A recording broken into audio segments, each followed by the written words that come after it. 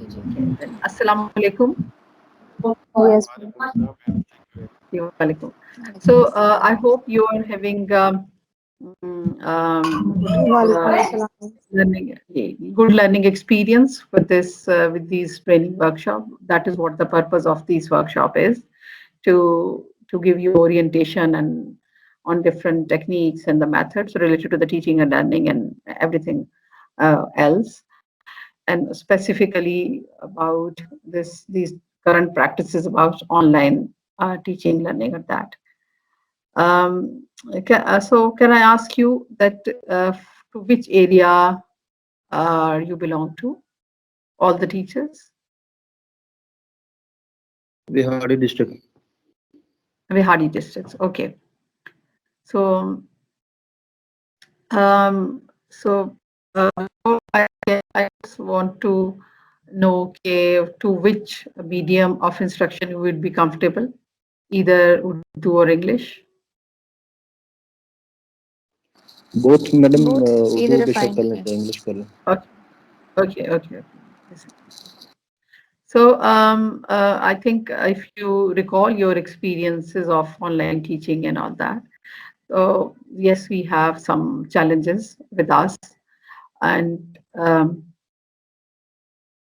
because we have to shift to this mode of online teaching, it is not our choice. Basically, we have to shift to this mode of education. It is because of the reason and because of the situation around us, which is very serious and getting, I think, this time it is very, as well as the media is telling us that it is getting worse day by day. So we actually, the problem for us and the challenges for us are because we are not prepared for it. And it took time, or hopefully, but I'm optimistic that at least we have some basic resources that we can move to this online teaching and learning, apart from all the challenges which you have. So today's actually, when I say that I'm optimistic, is basically that um, actually the world functioning of the world is changed with having this WW with us, this World Wide Web, and then this world is being called as a global village, because when it is called global village means then meaning because of this fast connectivity and this internet access and fast connectivity with us.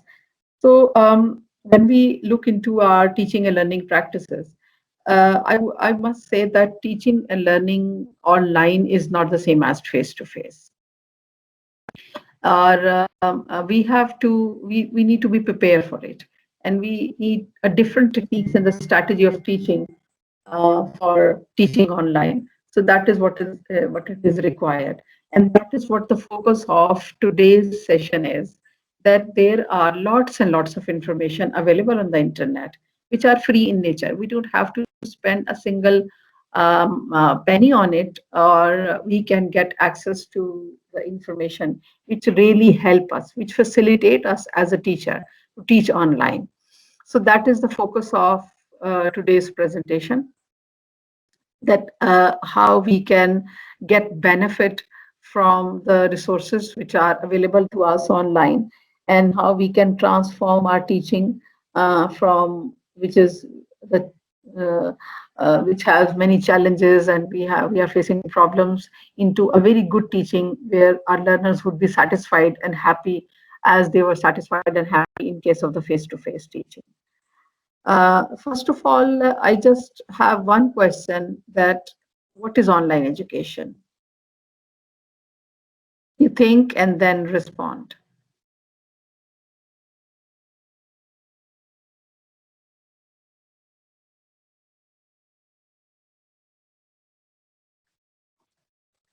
आप में से कोई please इसको आप सोचें और फिर इस पे के ऊपर जरूर रिस्पॉन्ड करें. I really want this session very interactive. I used to ask you questions in meanwhile, but if you have any question, you can ask me as well. जी वालेकुम अस्सलाम. नौरीन से मैं बात कर रही हूँ।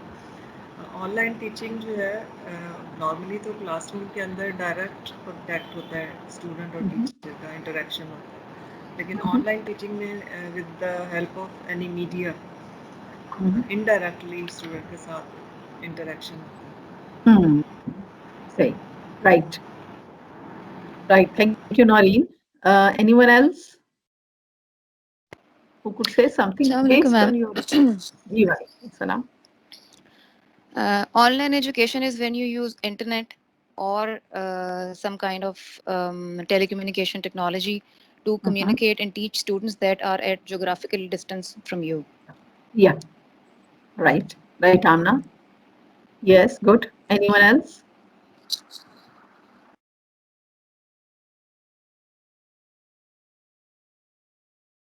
जी कोई और शेयर करना चाहता है कुछ भी आप कह सकते हैं there is no right and wrong answer basically just it is just something which we are sharing together and I don't say that I have I'm better I have something new for you maybe you know it already but we with the mutual discussion we just learn how we can effectively utilize all those material which are available.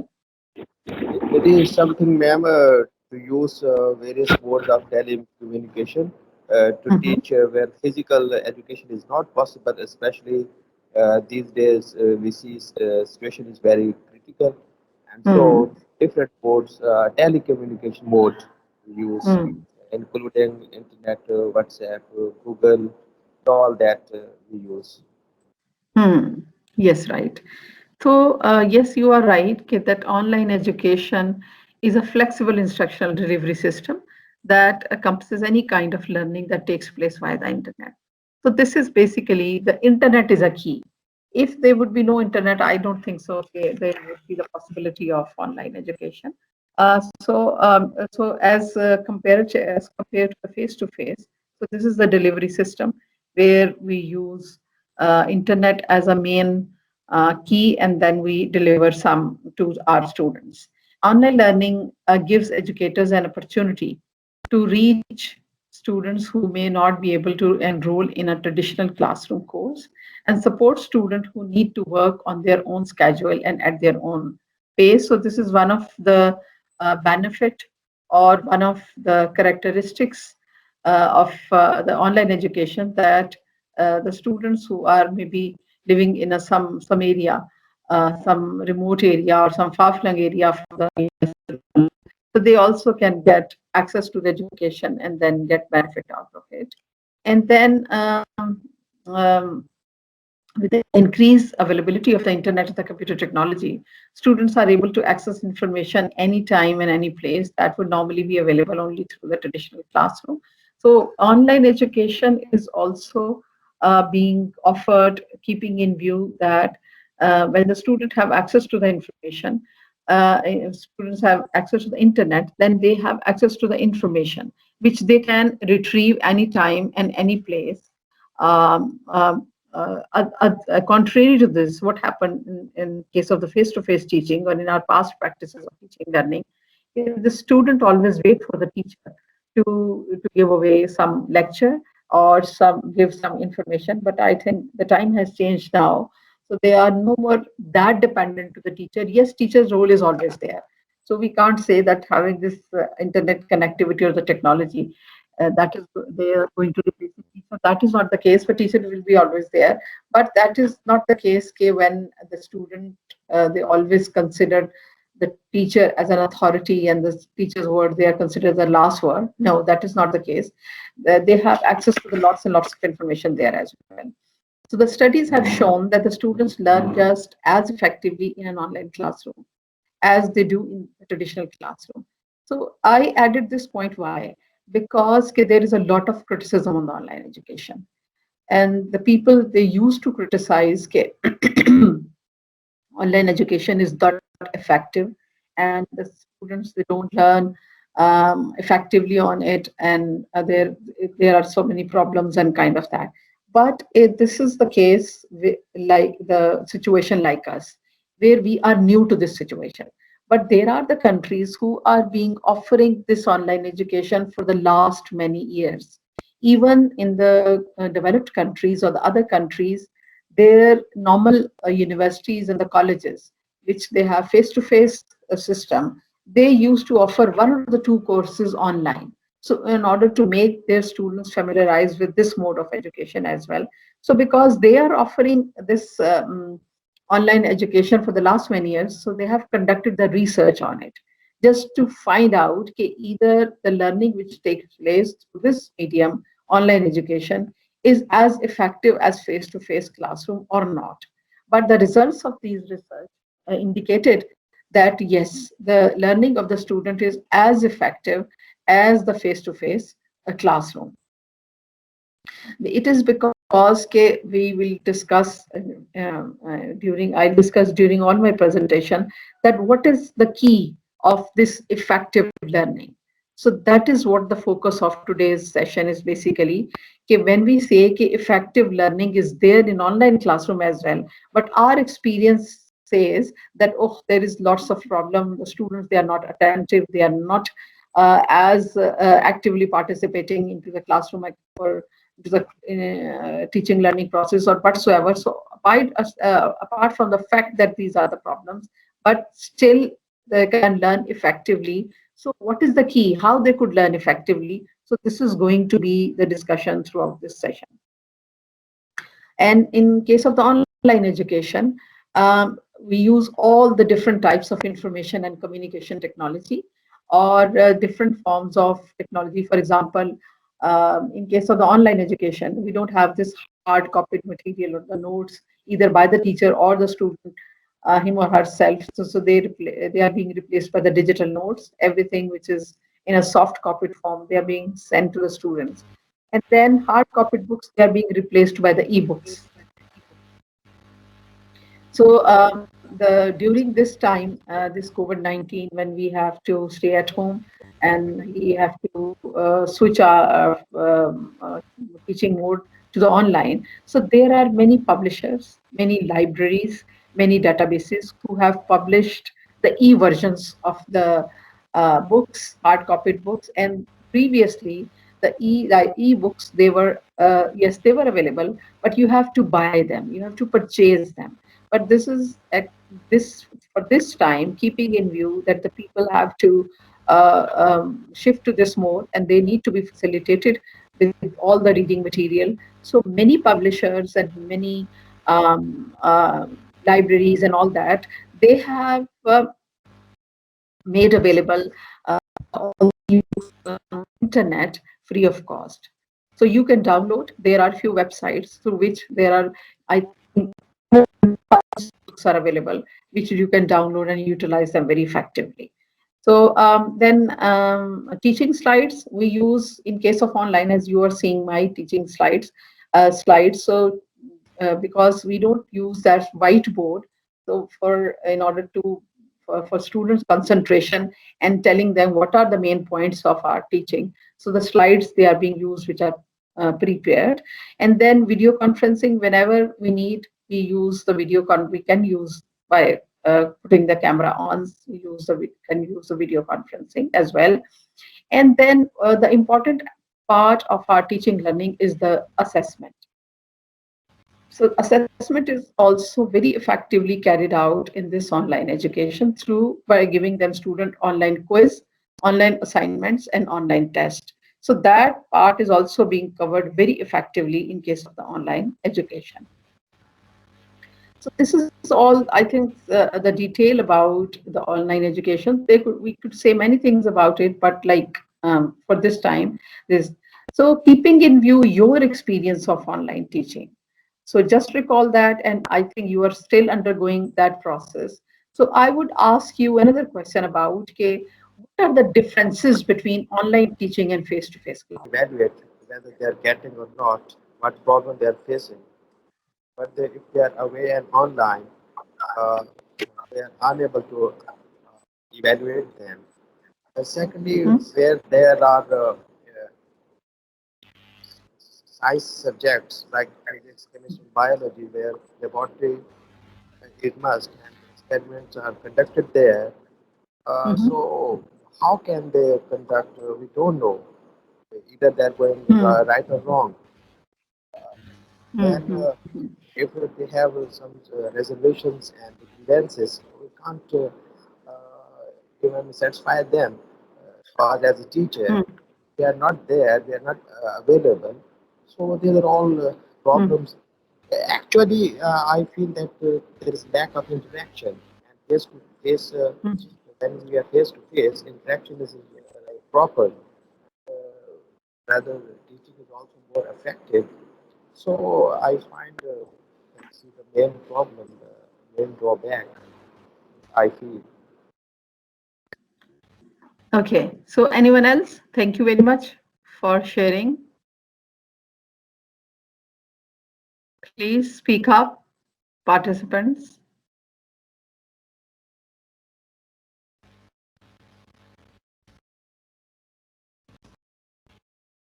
Hello आप लोग को जो भी लगता है कोई भी difference आप ज़ाहिर है बहुत बहुत सारे डिफरेंस आपको लगे होंगे जब आप ऑनलाइन फेस टू फेस पढ़ा रहे थे और ऑनलाइन में तो आप प्लीज उस पे आप अपने एक्सपीरियंस शेयर करें और आप किसी भी उसके अंदर देखिए मैंने आपको पहले भी बात की थी आप उर्दू में बात करना चाहते हैं you most welcome I mean language is not a barrier at all I don't expect और डोंट वांट यू टू से everything in English.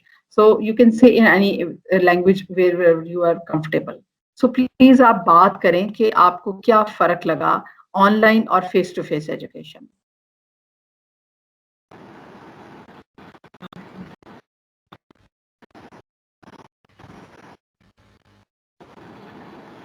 Ji ma'am, face to face classroom में टीचर का कंट्रोल होता है, वो बच्चों के एक्सप्रेशंस को नोट कर सकता है और उसको पता चलता है उनको समझ आ रही है या नहीं आ रही. लेकिन ऑनलाइन क्लासेस के अंदर हमें ये नहीं पता चलता कि स्टूडेंट्स जो है वो अंडरस्टैंड कर रहा है या नहीं कर रहा. यानी उनके फेस एक्सप्रेशन नहीं में समझ आते हैं ना कि वो अटेंटिव भी हैं कि नहीं है. हाँ जी बिल्कुल सही है जी सही. थैंक यू नौरी जी. और and one more thing I would like to add, ma'am. We are rather more comfortable as a teacher, and students as a student. They are also more comfortable in physical class. But when we are online, as a teacher, we are not. I think personally that we are unable to perform our duties according to that standard, which are possible in the face-to-face class. This is, I think, also a drawback. Yes, matlab, because we are actually, my point is that we are in a process of transition. We have just to switch to this online mode. It is not our choice. We have to. So problems are always there. So there are few points which I have listed, and what I found, keeping in view my experience, because I also a university teacher, so we have also shifted to the online mode. Still, we are teaching online. It is the third semester of the university which we are teaching online our students. So first point is the absence of a physical meeting space. That is very obvious. Okay, the students are not there face to face with each other. Then time spent planning and creating the online content. So that is one of the big difference. When we say, for me, this is a very important point. The time spent planning and creating online content. So this is not the same as we are teaching face to face. We have to prepare the material for the students. We have to plan and differently all the teaching materials, activity, and the assignments and the projects. So this need very care and attention. And then the third point is communication via mediated online channels. Yes, in case of face-to-face, we are just talking to each other, but in case of the online, we definitely need some channel, like either you use the Zoom, Skype, Google Meet, or Microsoft Team, or any other thing that we depend to. Then delayed feedback to the students. Yes, in case of the face-to-face, the student asks question and we immediately respond to that. But in case of the online, if the student has some query in the question, or he or she write that question either on your WhatsApp group or email whatsoever, so that getting that answer, the student has to wait. and teacher also, like whenever they see his email or the WhatsApp, so it's a bit delay in the feedback from the teacher. Emphasis on the visual design of the content. So this is again very important point, which is linked to this second point. Okay, we don't actually have to give them the same type of material as which is just based on the text form only.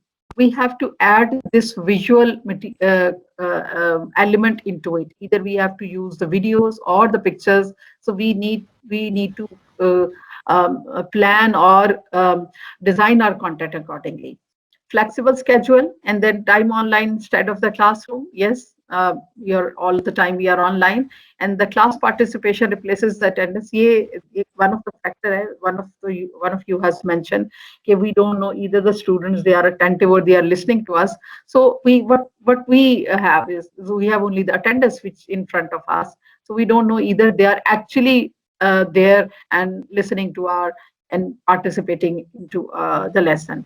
And then office hours, definitely we have हमारी से पहले morning में we have meeting with the vice chancellor. So everything is going online. So हमारा most of the time has been spent online rather than the face to face. So the point here is which I'm focusing at is the second point: time spent planning and creating online content, and emphasis on the visual design. So these two, I feel, based on my experience, these two are the important points. Because it is not possible keeping in view our previous face-to-face practices, we can teach the same way or we can disseminate information the same way to our students जिस तरह हम face to face में कर रहे थे. We need to prepare. We need to plan our teaching accordingly, which is different from the face to face.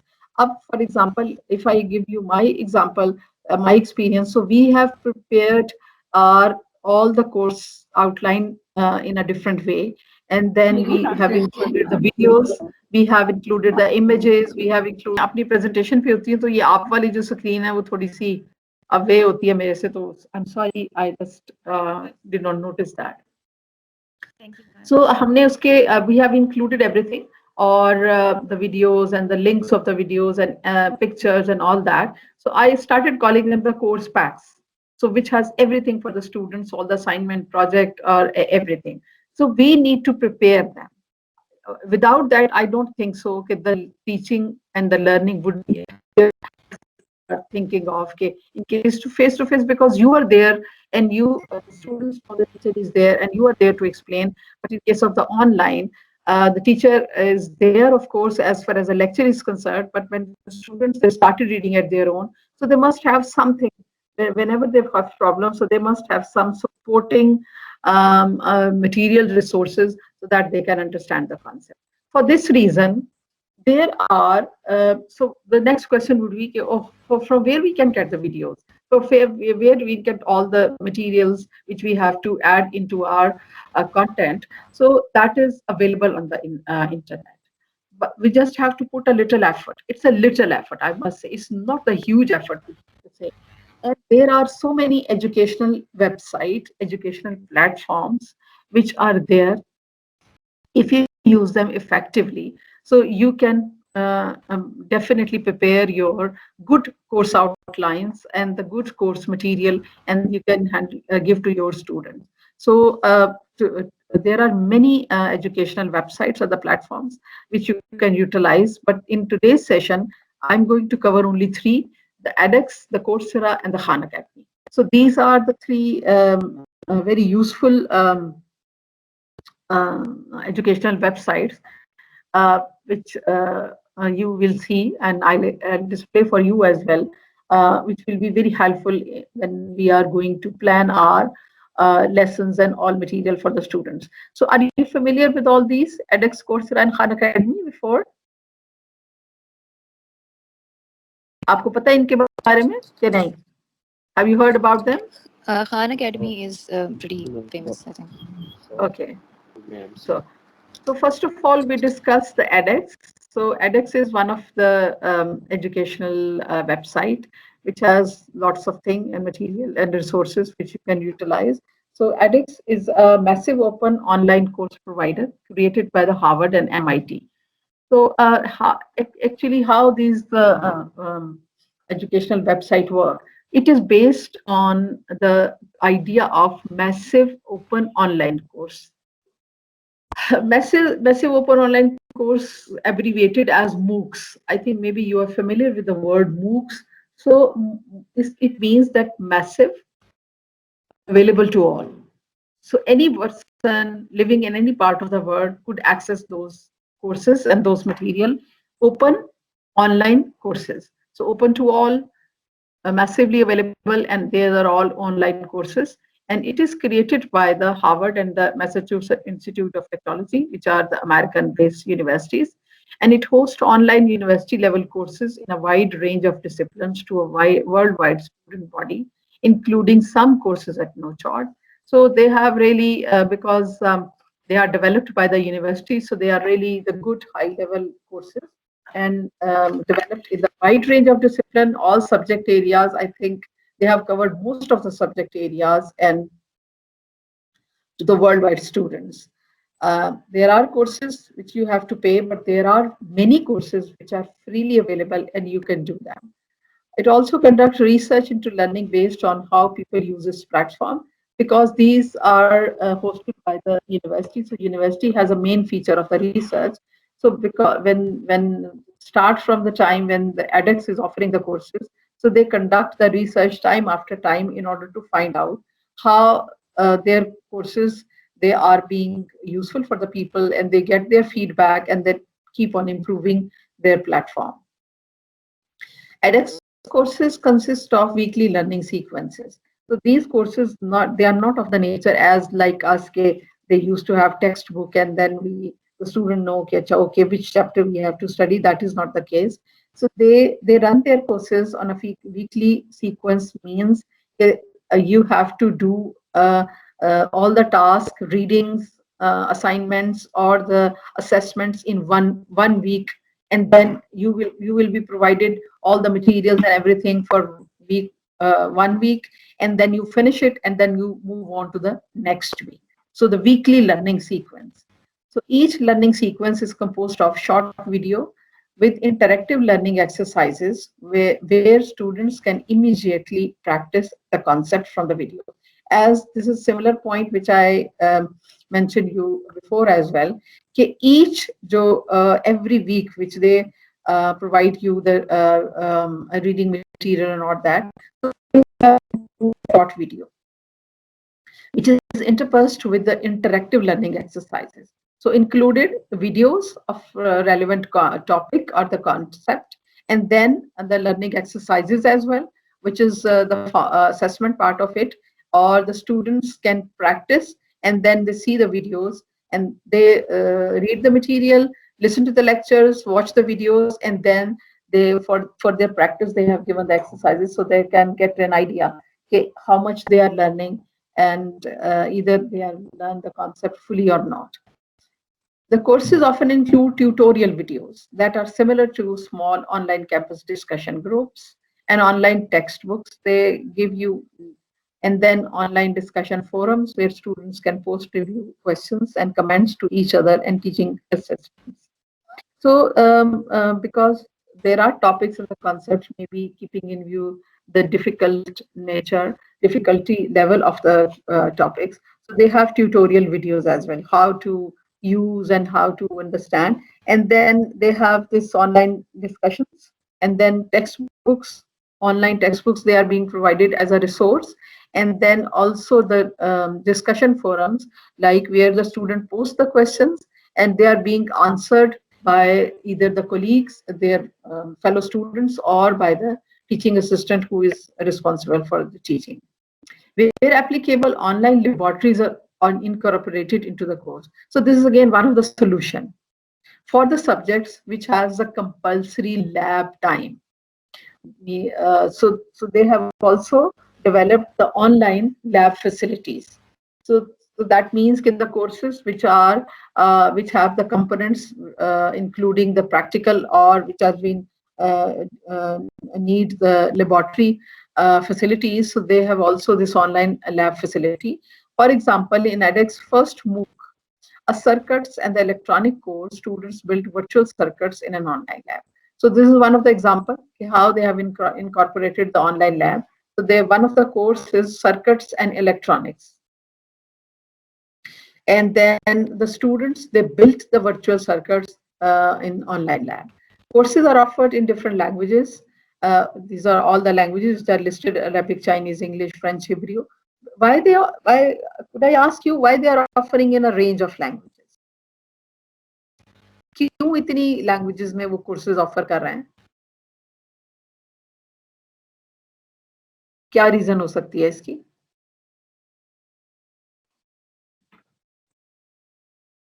Hello ma'am ये world wide है इस वजह से हाँ जी बिल्कुल सही है सो बिकॉज के दे सेड कि massive open worldwide hai. Anybody living in any part of the world could get benefit out of it, could get enrolled with them. So that's why they have tried to cover as many languages as possible, and they keep on adding further languages as well. So mainly they have developed in English, but they have translations in other languages as well. So edX offers certificates of the successful completion, and some courses are credit eligible. So because their courses, they after the successful completion of a course, every learner is or student is awarded by a certificate. And because of the high quality of the courses, then they could be credit eligible in a sense that they could be covered, considered as a credit eligible course for the university or the college.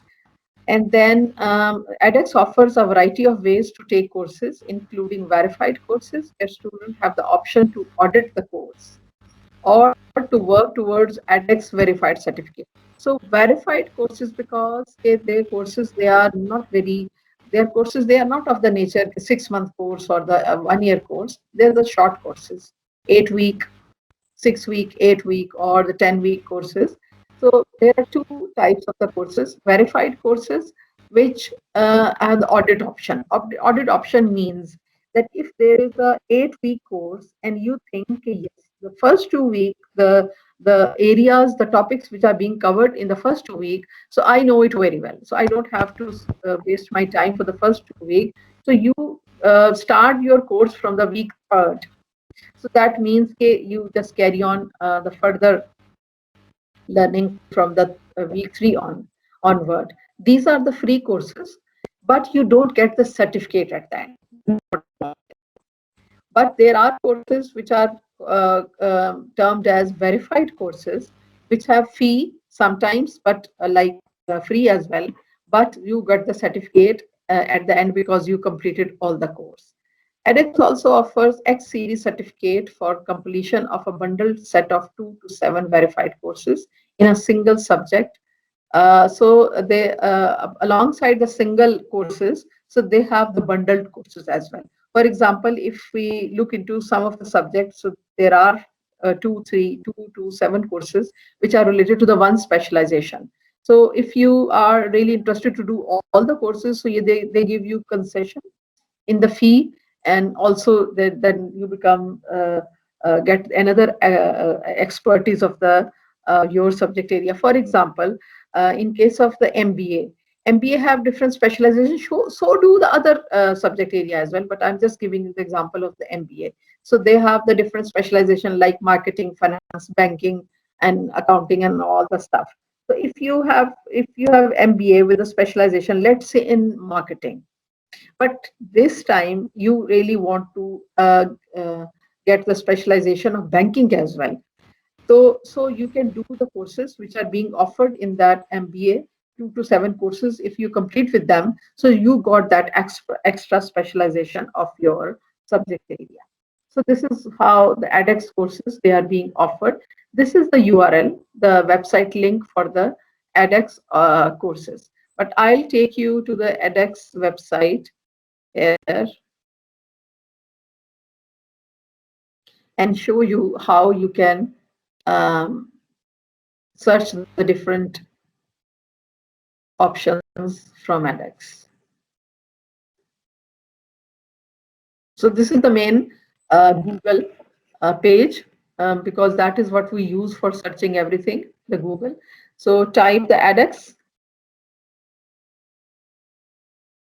So when you click to the link, so this is the page which appear. So because there are many other links which appear here, and they have given any other different things, but just click to the first link which appear here. So it will take you to the edX main page, the main website. So this is the edX main page. I hope के मेरी screen आपके साथ share हो रही है? जी हो रही है madam. Okay. Okay. So this is the main page of the edX, the main website, you can say. If you look into the top right, so they have one of the options for you, register. So you don't have to pay anything for the registration. You just give an email of your email ID, and then you register with the edX. Next, if you register with them, the next time you will sign in as a member of the edX or the user of the edX. So it is optional. It is not compulsory if you want to, because the purpose is if you register with them, so they keep you update. If you are really interested to do courses with them, so they send you updates whenever they have new courses there. Then on the left side, if you look into how we are going to search, so there are few links over here. So courses, from where we can search the courses from here. So here the courses, they are listed in the subject area, different subject areas. Here you can see all the subject areas which we are also offering in our university and the colleges: architecture, art and culture, biology, business management, chemistry, communication, computer sciences. The courses, they are listed subject wise. Then there are few programs and degrees. I don't think they are offering the entire degrees, but few programs. Then they have the schools and the partners. School and partners means the schools and the partners which are offering courses with them. So these are listed here. So these are the universities which are their partner universities which are offering the courses into this platform. So MIT, Harvard are the main who have created this platform. But then the Berkeley, the University of Texas, Boston, and these are all the universities, world-known universities who are offering the courses in edX. So this shows the credibility of the edX courses that these are being offered. So this is the main page. Actually, किसी का mic on है, please make sure that आपका mic off हो. So this really create distraction होती है इसके साथ. तो उसमें these are the universities, and if you scroll down, so these are all the details about the edX के कौन से courses हैं.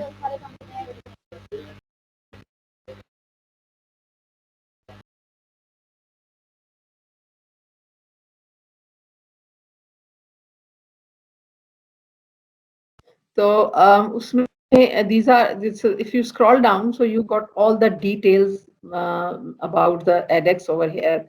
Those who have done the courses with that, their views, and everything about the edX is listed in the main page here. So you get complete orientation about the edX website by scrolling down and reading about all the information. So courses, they are listed subject wise.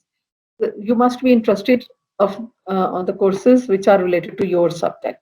So these are the subject area. Whatever your subject area, you can search and find the suitable courses for you. I don't know, we could go to any of the subject area. For example, if we go to the food and nutrition. So if you click to this few food and nutrition courses, so then this is the main page which appear. It include all the, it has all the courses which are related to the food and nutrition. So most popular. So first of all, they have listed the popular courses, which are very popular among the people who used to do with them. So popular courses may just say science and cooking, from haute cuisine to soft matter science and health effects of the climate change, nutrition and exercise, food and nutrition health, These are their popular courses. People usually enrolled more in those courses. Then if you scroll down, then all the courses related to the food and nutrition. So you can see, so each of this link is the link of the entire course. And then you also can see that the name of the university who is offering this course is also there in every link. जैसे ये Harvard है, ये Adelaide university है, again Harvard है, और ये those universities those are offering, तो ये उनके ये देखें लिस्ट ऑफ द कोर्स, ये नहीं बेशुमार courses they are being offered under the food and the nutrition. So it again you just look into and find out the course which you think is you will be more interested. देखें मतलब all related to the food and nutrition, और इसमें we can click to any course, और उसके बाद we'll see के nutrition and the health food safety. Let's see what is in it. So if we click to this link, it will take us to the link of the course. Up here you can see okay, nutrition and the health food safety. So this is the video. This is the video which is the orientation video about the course. So if you play this video, so that started giving you orientation कि ये क्या food nutrition and health food safety क्या है, और इसके अंदर आपके लिए क्या interesting होगा आपके लिए. Then there is choose your session, to which session you want to start, और किसमें आज ही 22 अप्रैल से ही करना चाह रहे हैं या you want to start from the 6th July or whatsoever. So then if you further go down about this course, so this is the detail what will be in this course. इसके अंदर इसका focus क्या होगा, इसके अंदर कौन सी detail होगी. So that is the all detail which is given what about this course is. Then what you learn while doing this course with them. So what will you learn at the end?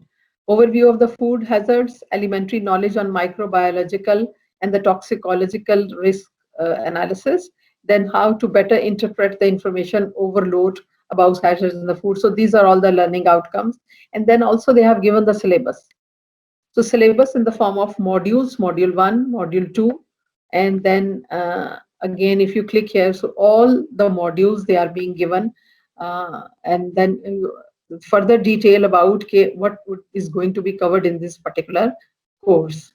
And then these are the 3 instructors who are offering this course, and these are FAQs, and again audit track and the verified track. So they have given both. So if you audit track, जैसे पहले you do all the week with them, so you can audit. आप 3rd week से enroll हो जाएं, 4th week से enroll हो जाएं, so that is free. But if you really want to have a certificate, this course is free. But if you need a certificate, so you have to pay $169 to get the certificate, and then definitely you have to do the complete course with them. So these are further details, world-class institution, edX support, and all that. So the entire detail about the course is here. What I would advise you, what I would suggest to you is, before, if you were really interested to do some of the course with them, so please read all the information very carefully so that you get yourself enrolled in a right course. ये ना हो कि सिर्फ आपने title से देख के उसको कर लिया and then literally you regret कि oh, I just misunderstood. This is not the thing which I want to do is. So read it very carefully if you are really interested for this course or not. So these are all the detail of a course which are being offered. Every course is being given the detail like this. So इसी तरह से इसके अंदर जो है ना वो सारी डिटेल है, और आप उसमें सेलेक्ट कर सकते हैं for yourself if you are really interested to do that. And then next time, well, at the end of the today is session, you search the courses in your areas. जैसे ये सारे subject areas हैं ना, इसमें you can search in your, for example, if your area is mathematics, if your area is electronics or education or economics. So just click and see what type of the courses they are being offered. So this was about the edX. Any question which you have? If you have any question, or you can ask related to this, or I will ask you a question. So no question. Acha, my question to you is, what is the benefit you are going to get out of it if you do a course with them? आपको क्या फायदा होगा? अस्सलाम वालेकुम ma'am. जी वालेकुम अस्सलाम। Ma'am I am Faiza Hamid Lodhi. Ma'am जी, इससे फायदा। हमारा ये है कि हम अपनी नॉलेज बेस जो है वो स्ट्रॉन्ग कर सकते हैं और बहुत सारी कोर्सेज जो कि हम रेगुलर हम नहीं पढ़े, हम एमफिल में या बीएस में वो कोर्सेज जो हैं वो अपनी फील्ड से रिलेटेड या किसी और फील्ड से रिलेटेड भी हम करना चाहें तो वो हम कर सकते हैं। और इसी तरह हम इन्हीं कोर्सेज के थ्रू अपने स्टूडेंट्स को भी मोटिवेट कर सकते हैं कि वो भी अपनी नॉलेज बेस जो है वो इम्प्रूव करें। Good. Good. Anyone else? There are different benefits which you can have. First of all, as you can increase your skills, your knowledge by doing a course for them. You can update, जैसे होता है ना refresh जिसे हम कहते हैं. You can update your knowledge or the information which still you feel you don't know about it, because still the teacher is always a learner. We can't say if we did some MPhil or the PhD or the master whatsoever, so we know everything. That is not the case. So every time there is a learning time for us. So हम उसके अंदर बहुत कुछ जो है वो सीख सकते हैं. We can enhance our skills. Number one. Number two, which is a very important point, is that we came to know about the offering of online course. कि एक online course कैसे offer किया जाता है, what it includes as a resources. किस तरह से वो आपको all the reading material, how they send, what type of exercises they have included, what type of video they have. So you came to know about, okay, so when we have to teach online, so what type of arrangement, what type of preparation we need, and what type of resources we need to include into it. Number 3 क्या है कि आपके जो profile add हो जाता है आपके CV में, you can add that course if you have certificate, और आपका प्रोफाइल जो है उसके अंदर ऐड हो जाता है उसमें.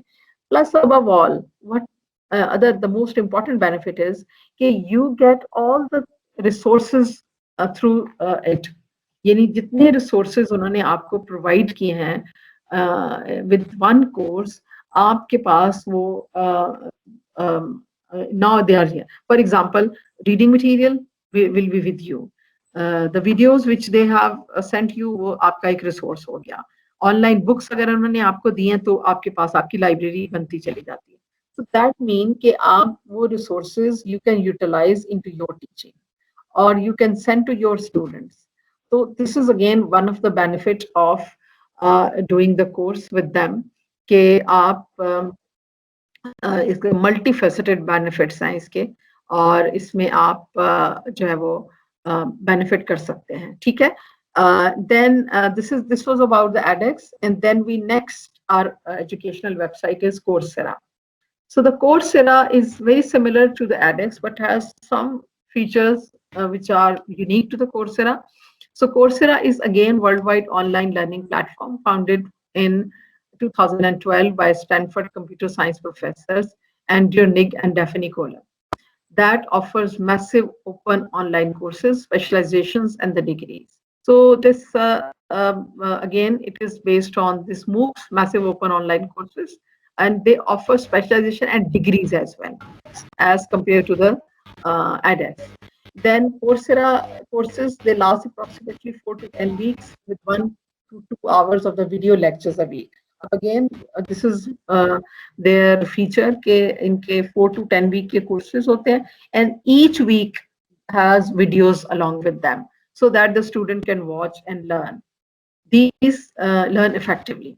These courses provide quizzes, weekly exercises, peer graded assignments, and optional honor assignments, and sometimes a final project or exam.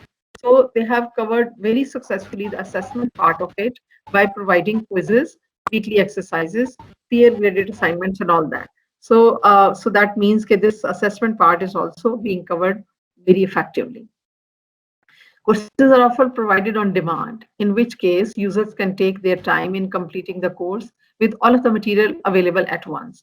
So although in usual routine, in usual practice, they offer, they give you the reading material week wise. Week 1, week 2, week 3, if you have completed week 1, they send you all the relevant material related to the week 2, then week 3. So you complete it and keep on moving to the next week. But what if you think, sorry, there is a 6-week course, but you have time, and then you can complete this course by putting more time in 4 weeks. So instead of waiting for the 6 week, you ask them to give you all the reading material at once rather than week-wise sequence. So you can complete the week-wise sequencing, the reading, the assignments, and the exercises, and then you keep on doing and then finish the course well before time. Or opposite to that, you can also delay as well, because if you think you don't have time but you are really interested to do with your teaching and all of the stuff, so you can complete 6-week course time into 8 weeks as well. So थोड़ा सा delay के साथ आप उनको भेजते चले जाएं. So that is the very one of the unique feature with the Coursera. And in 2015, Coursera offered 104 on-demand courses. That means that the on-demand courses, they are also very popular. It also provides guided projects, which are short 2 to 3 hour projects that can be done, and it is very useful for the college-going students. So guided project is one of the features of the Coursera, in which it is a 2 to 3 hour project for which the instructions they are giving step by step. Step 1, step 2, step 3. बहुत उस तरह से उसको दिया हुआ होता है और 2-3 घंटे में हो जाता है. And because some of the instructor must be there, so you finish the task within 2 to 3 hours, or maybe a task. For example, if you think, oh, I don't know how to apply the formula in Excel, or basically you don't know how to enter the data into the Excel. So आप उनके साथ ये guided project 2-3 घंटे में कर लेते हैं, तो आपको वो सारी समझ में आ जाती है. So then in 2017, Coursera offered full master's degrees. So in 2017, they have started offering the degrees programs as well, complete master's degrees.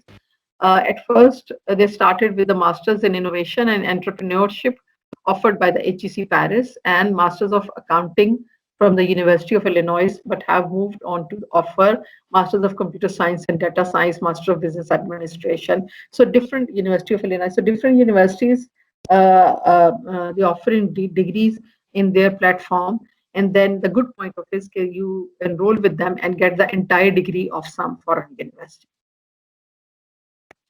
So again, similar to the edX, they offer the courses into the different languages. So the reason is the same as we have discussed previously, because these are the massive online courses, so available to any individual living in any part of the world. So they have tried to cover as many languages as possible. So again, this is the link for the Coursera. So again, I'll take you to the Coursera website. This will be the Google main page, and then we write Coursera. There it is. And then this link is for the Coursera website.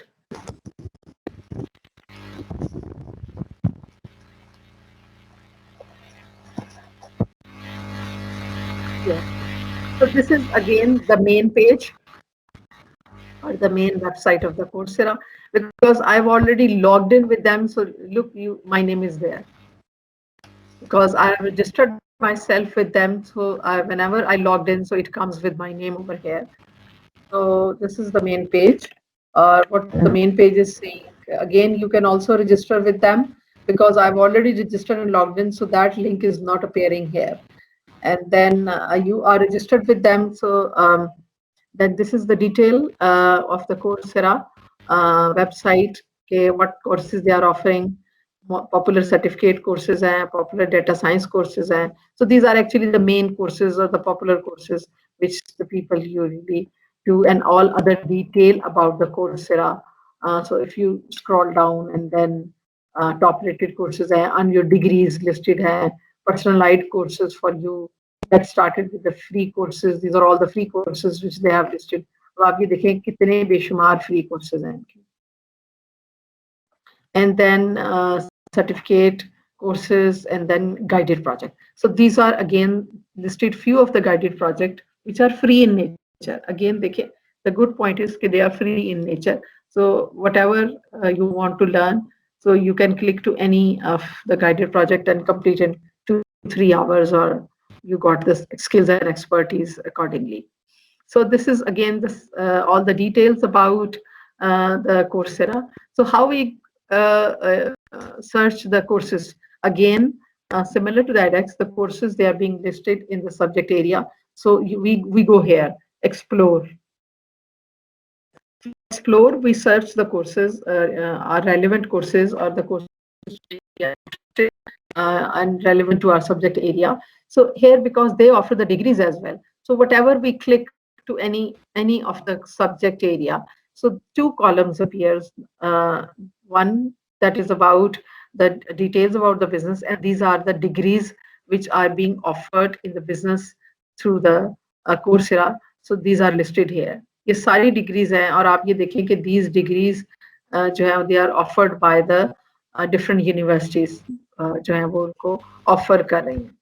And you can go to the courses relevant to your area of interest. I don't know what is, because definitely आप बहुत सारे areas से belong करते होंगे जो subject area से हैं. तो अब उसके अंदर क्या है कि हम ये चले business में ही देख लेते हैं कि उसमें क्या है. So this is, if you click to the business subject, business management, the main page of the business, and then first of all they have listed all the degrees which they offer. Masters of Business Administration, Global MBA, Masters of Business Administration, IMBA है, Illinois and Urban and Champaign University offer कर रही है. Then Masters of Science Management, Bachelor of Applied Sciences. These are all the degrees which are being offered under this MBA.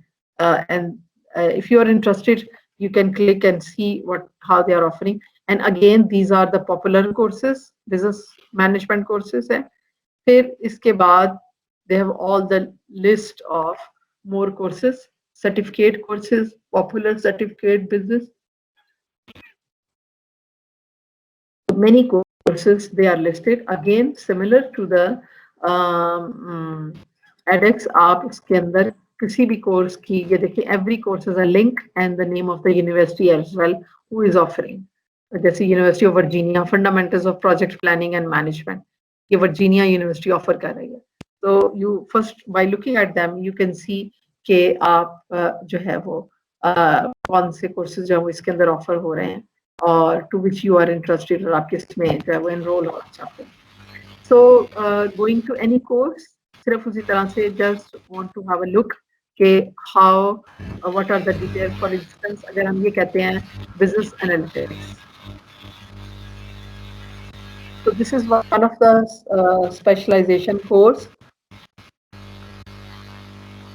or which is offered by this Eric Bradlow. This is the instructor of the course.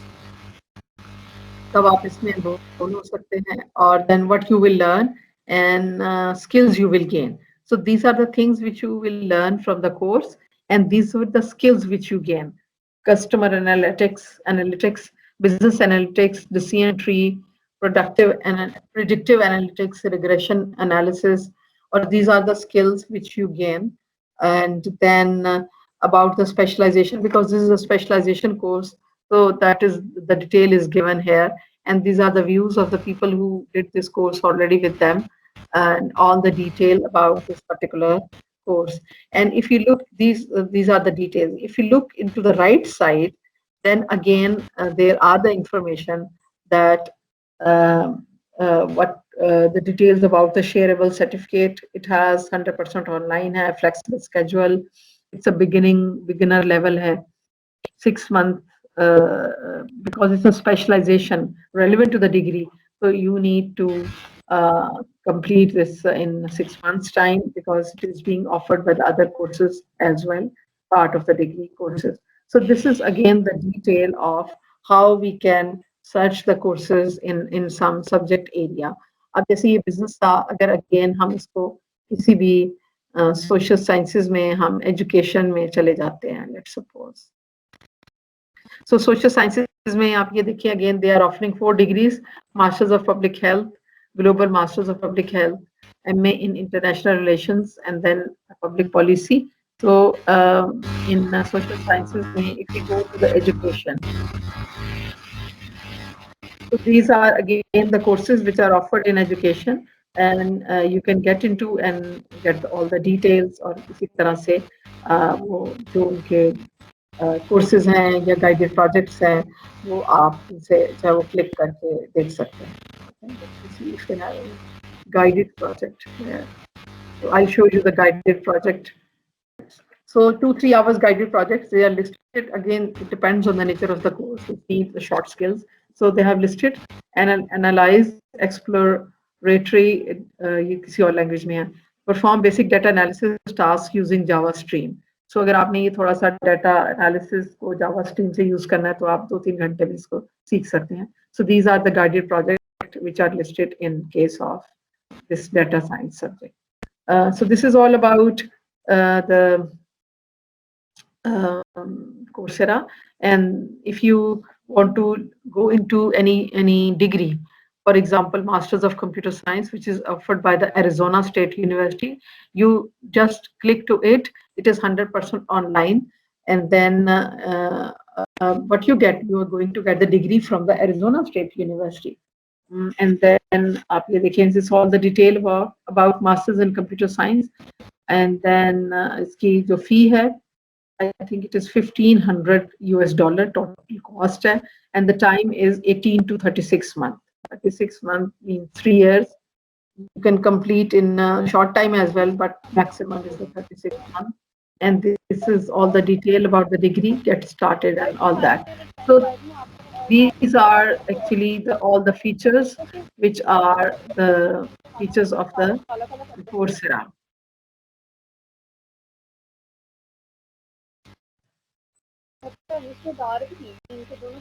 So then we have the third and the last educational website, which is the Khan Academy. So the Khan Academy is basically different from these two, Coursera and the edX, because it is how it is different. It is different in a sense that Khan Academy did not ask you for the payment. These are all free. ये payment जो है वो नहीं लेते हैं. ज़ुनैरा, आपका mic on है, please kindly mute कर लें. ज़ुनैरा प्लीज अपना माइक म्यूट कर लें, बंद कर लें, ऑफ कर लें. ज़ुनैरा, मेरी आवाज आ रही है आपको? क्योंकि आपके माइक से बड़ी डिस्टॉर्शन आ रही है.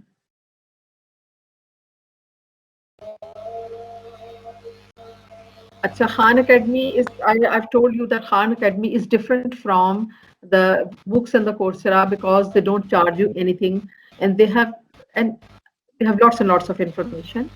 So Khan Academy is an American non-profit educational organization created in 2008 by Salman Khan with the goal of creating a set of online tools that help educate students. अब क्या था कि this academy was established or created in 2008, और क्या था उसका goal, क्या था, non-profit and also to educate and help students. So that basically इसकी जो purpose of Khan क्या था, helps to educate students. The organization produces short lessons in the form of videos, and the organization started in 2008 when Salman Khan tutored one of his cousins in mathematics on the internet using a service called Yahoo Doodle Image. So Yahoo, they have actually Salman Khan is based in America, but he is basically a Bangladeshi citizen, or his area of specialization is mathematics. So he actually, how this idea was started, because when he started giving tuition or tutoring his one of the cousin online, or using this Yahoo Doodle image is an image in which it is give you the feel that the teacher is writing on the blackboard or whiteboard. So वो उसको use करके उसने बनाया. So keeping in view the popularity and the success of it, so further of his cousins, they also started taking tuition from the Salman Khan. So with the passage of time, but one thing what Salman Khan did was that he always make a video of what when he is teaching one topic to his cousins. So keeping in view due to the demand and the popularity, so Khan decided to make his videos watchable on the internet. So he published his content on YouTube. So again, because he was working on helping and educate the student, so he made the videos and then published them on the YouTube. Again, you know, YouTube is a free YouTube videos, they are free for everyone. So most of the people, they have started getting benefit out of it. So these video tutorials were recorded in his computer. When he get lots and lots of videos, then he decided to develop his website. So when he developed his website, so it provides a personalized learning experience mainly built on the videos which are hosted on the YouTube. He YouTube's को इसने इकट्ठा करके he has developed his website. And the website is meant to be used as a supplement to its videos because it includes other features such as progress tracking, practice exercises, and teaching tools. अब हुआ क्या कि ये जो website थी, it has given extra feature, further extra feature to the Salman Khan. And one thing which I just forgot to share, first the Salman Khan has developed everything for the mathematics subject because that is his subject area. Then he also invites the people to make a team with him from the other subject area as well. For example, the physics, chemistry, biology, or the social sciences and all that. So there was a large group which is working for non-profit basis और उन्होंने फिर इसके साथ जो है वो website जब develop कर ली तो इसके पास और other features भी available हो गए.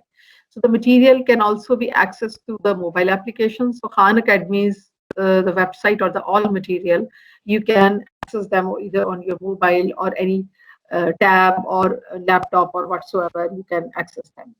Then the videos display a recording of the drawing on an electronic blackboard, which are similar to the style of a teacher giving a lecture. So these videos which Khan has prepared, so these are just the videos when you see it. So these are just like if the teacher is in front of you, is writing on the whiteboard and explaining the concept in that way. So that give a more comfortable feeling to the students that yes, they are learning from a teacher directly. So then the narrator describes each drawing and how they relate to the material being taught. Non-profit groups have distributed offline versions of the videos to rural areas in Asia, Latin America, and Africa. Again, because that was a very useful material, useful learning material. I also, being the user of a Khan Academy, I also always found it very useful.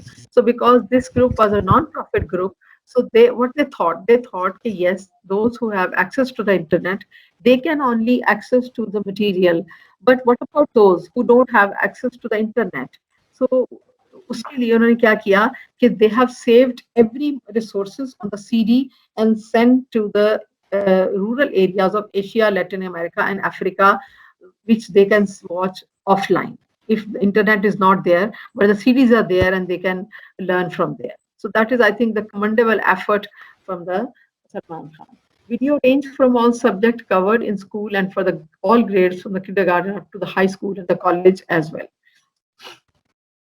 Then Khan Academy videos have been translated into several languages. Again, the same thing like the edX and the Coursera.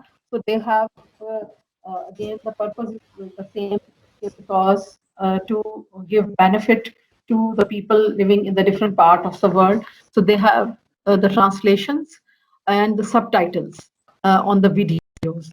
So at least 20,000 subtitles and the translations, they are available with it. And these are the list of the languages in which their material is available or translated.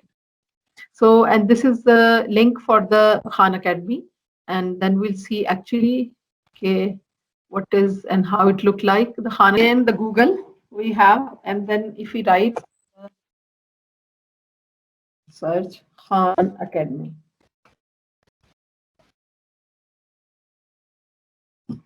So from the first link, just go through the first link. So then appears the Khan Academy. So this is again the main page, is not the main page of the Khan Academy. This appears because I'm already involved with them.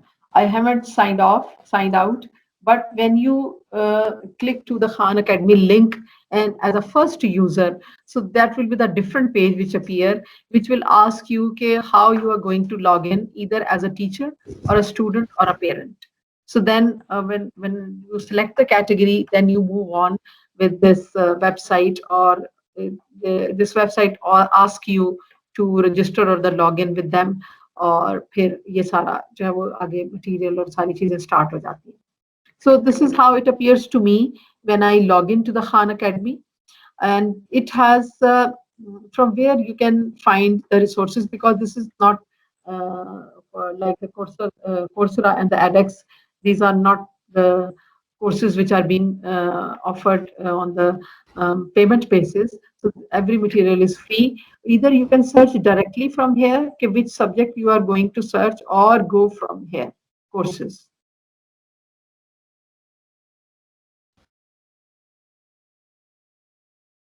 If you click to the courses again, the courses which the Khan Academy is offering, either you could call the courses or the topics or the information, they are here, and it is different from the edX and the Coursera in a sense that it offers the entire subject area relevant to the grades, grade class 1, class 2. And class 3, if the school students or the parents, they are interested to guide and coach their children. And then the subject wise as well, algebra, geometry, trigonometry. As I've told you, okay, the main area of specialization of Khan was the mathematics. So all the details about algebra, geometry is there.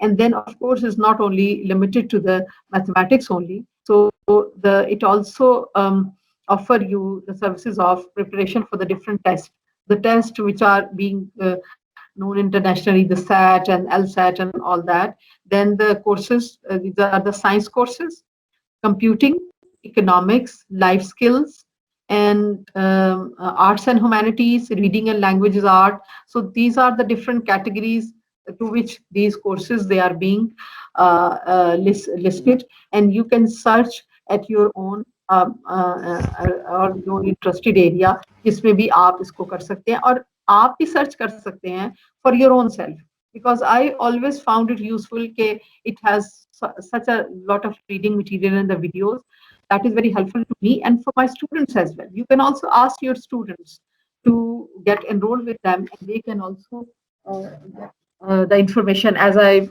in the beginning I showed you that if, after having the internet, the student has access to the information, so they can access themselves.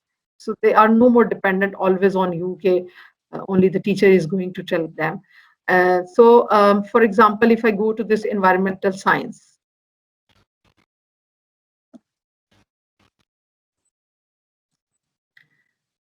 so this is the main page of environmental science.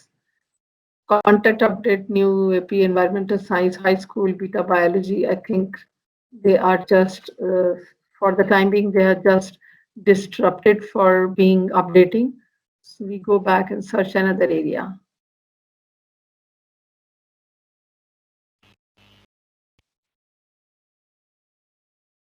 For example, I say college biology. So this is the main page of biology, where all the details related to the biology has been given. If you see here, there are two ways of getting access to the information. One is that all the topics which are being covered, which are covered here, they are listed here. You just scroll down and read them. All the, I think, topics which comes under the biology, they are here. And then the main topics, they are listed at the left side as well. Here, cell structure, cellular energies. So if you don't want to scroll down, you can just go directly from here. So here the topics they are given here. natural selection, ecology, or whatsoever. So cellular structure, or so let's see what they have in ecology.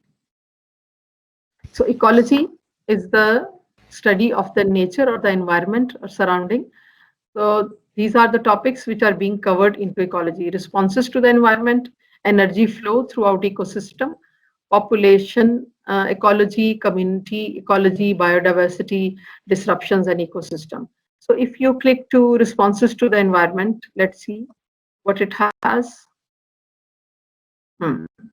So these are the different material which we have related to the responses to the environment is one of the topic. So these are the different icons. This icon is for the reading material, and this icon is about videos. So this topic has 2 videos and the 4 reading materials. Intro to the animal behavior, for example, कैसे होता है reading material. So this is all the reading material. If you read it, you are going to came to know कि अच्छा animal behaviour क्या होता है. आपको सारी डिटेल पता चल जाती है इससे. आप इसको नीचे जाते जाएं और देखें. What is behavior? All detail with pictures. As I've told you, okay, you need to incorporate the pictures as well, so that become interesting for your students. Labeling, pictures, is all the detail about it. ये सारी है. आप उसको पढ़ेंगे तो आपको ये topic बड़ी अच्छी तरह समझ आ जाएगा. And then you have animal communication. How animal communicates. This is a video. Now listen carefully and see the captions will be there. Videos which are explaining the topics or the concept accordingly. So you can also watch that video and get good understanding, or even you can refer to your student as well. And this is the part of the assessment, 2-3 questions to level up. So when you or any other student, they have gone through all the topic they learn. So then there are 4 questions about which that they ask how much the student they have understood. These are the different MCQs and whatsoever.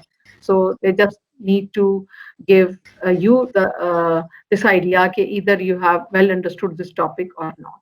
So this is how this Khan Academy work. All reading material, the videos alongside that, and they have tried to cover everything into it. And I must say it's a great resource, teaching resource, which is going to help us as a teacher. और मुझे तो किसी के बारे में भी कोई subject area से रिलेटेड इंफॉर्मेशन होती है, just first go to the Khan Academy, क्योंकि उसमें it help us not only give us the reading material but also the videos as well. So this was about Khan Academy. For this, we are going to come to an end by saying one of my message, the main point what is of this session is that as a teacher, while learning to utilize these digital resources, you need to have the right mindset or a way of thinking how these can be effectively integrated in the lesson. This is the most important point, and I think this is the main crux or the main point of this session, that there are lots and lots of information available on the internet, and you definitely don't have to include everything into your teaching, but what you need is the right mindset or the way of thinking how these can be effectively integrated in the lesson. So that lots of information, so it is your decision as a teacher how you're going to incorporate them into your lesson. So that is your decision, that is your intelligent decision, rather, I must say, how you are going to utilize them and integrate in order to make your teaching effective, which is in turn to help students to learn effectively. Although it needs your time, थोड़ा सा time consuming है, but once you have developed your course, you can utilize it for the long time. And then most importantly, the last point is that remember, once you get the habit of exploring the tools, perhaps taking one step at a one time, and expanding your ideas on how to creatively use appropriate tool in a class, you will eventually see your transformation as a teacher. So this is the very important point, transformation as a teacher. who is becoming more relevant. कैसा teacher आप बनेंगे who is more relevant and effective in teaching content.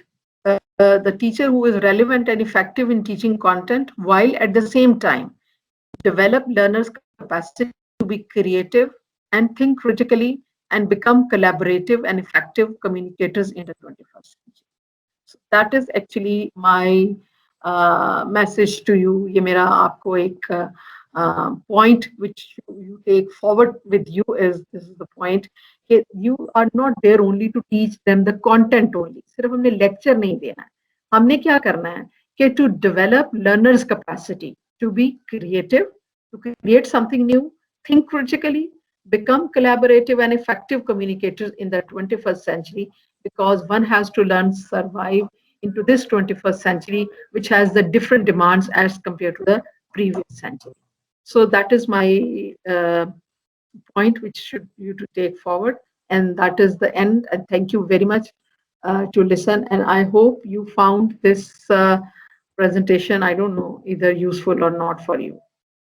है हमें online classes start किए हुए, लेकिन हमारे पास जो बेसिक इशू है वो ये आ रहा है कि हमारे पास फैसिलिटीज़ हैं, नॉलेज हैं, हम इन चीज़ों को इनकॉर्पोरेट भी करना चाहते हैं, अपने स्टूडेंट्स को मज़ीद इम्प्रूव भी करना चाहते हैं, ये जो न्यू सिस्टम है ऑनलाइन का इस पे हम आना भी चाहते हैं, लेकिन जो सबसे बड़ा इशू है हमारे पास वो ये है कि स्टूडेंट्स के पास बेसिक फैसिलिटी जो कि मोबाइल है वो नहीं है, उनके पास इंटरनेट की फैसिलिटी नहीं है।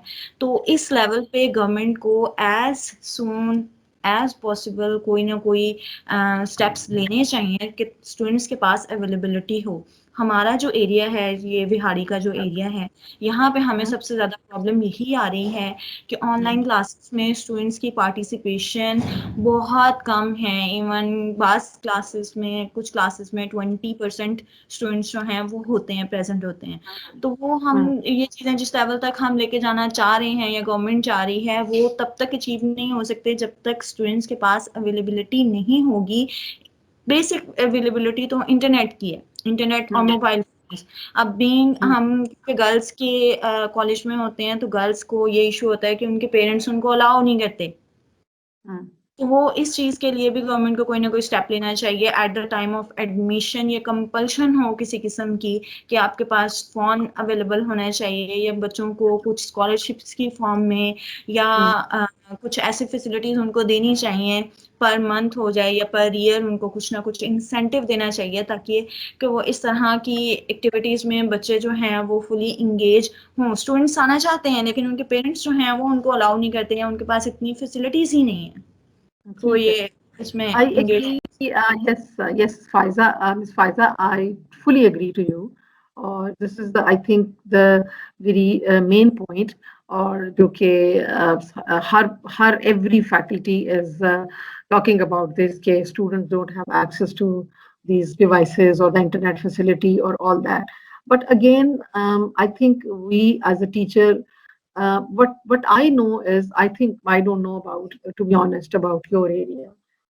But what I know is that this is the time where I think every individual, no matter where he or she is living, they have the mobile and the internet services. Even I tell you that my students, they are living in Waziristan and even in the Gilgit-Baltistan.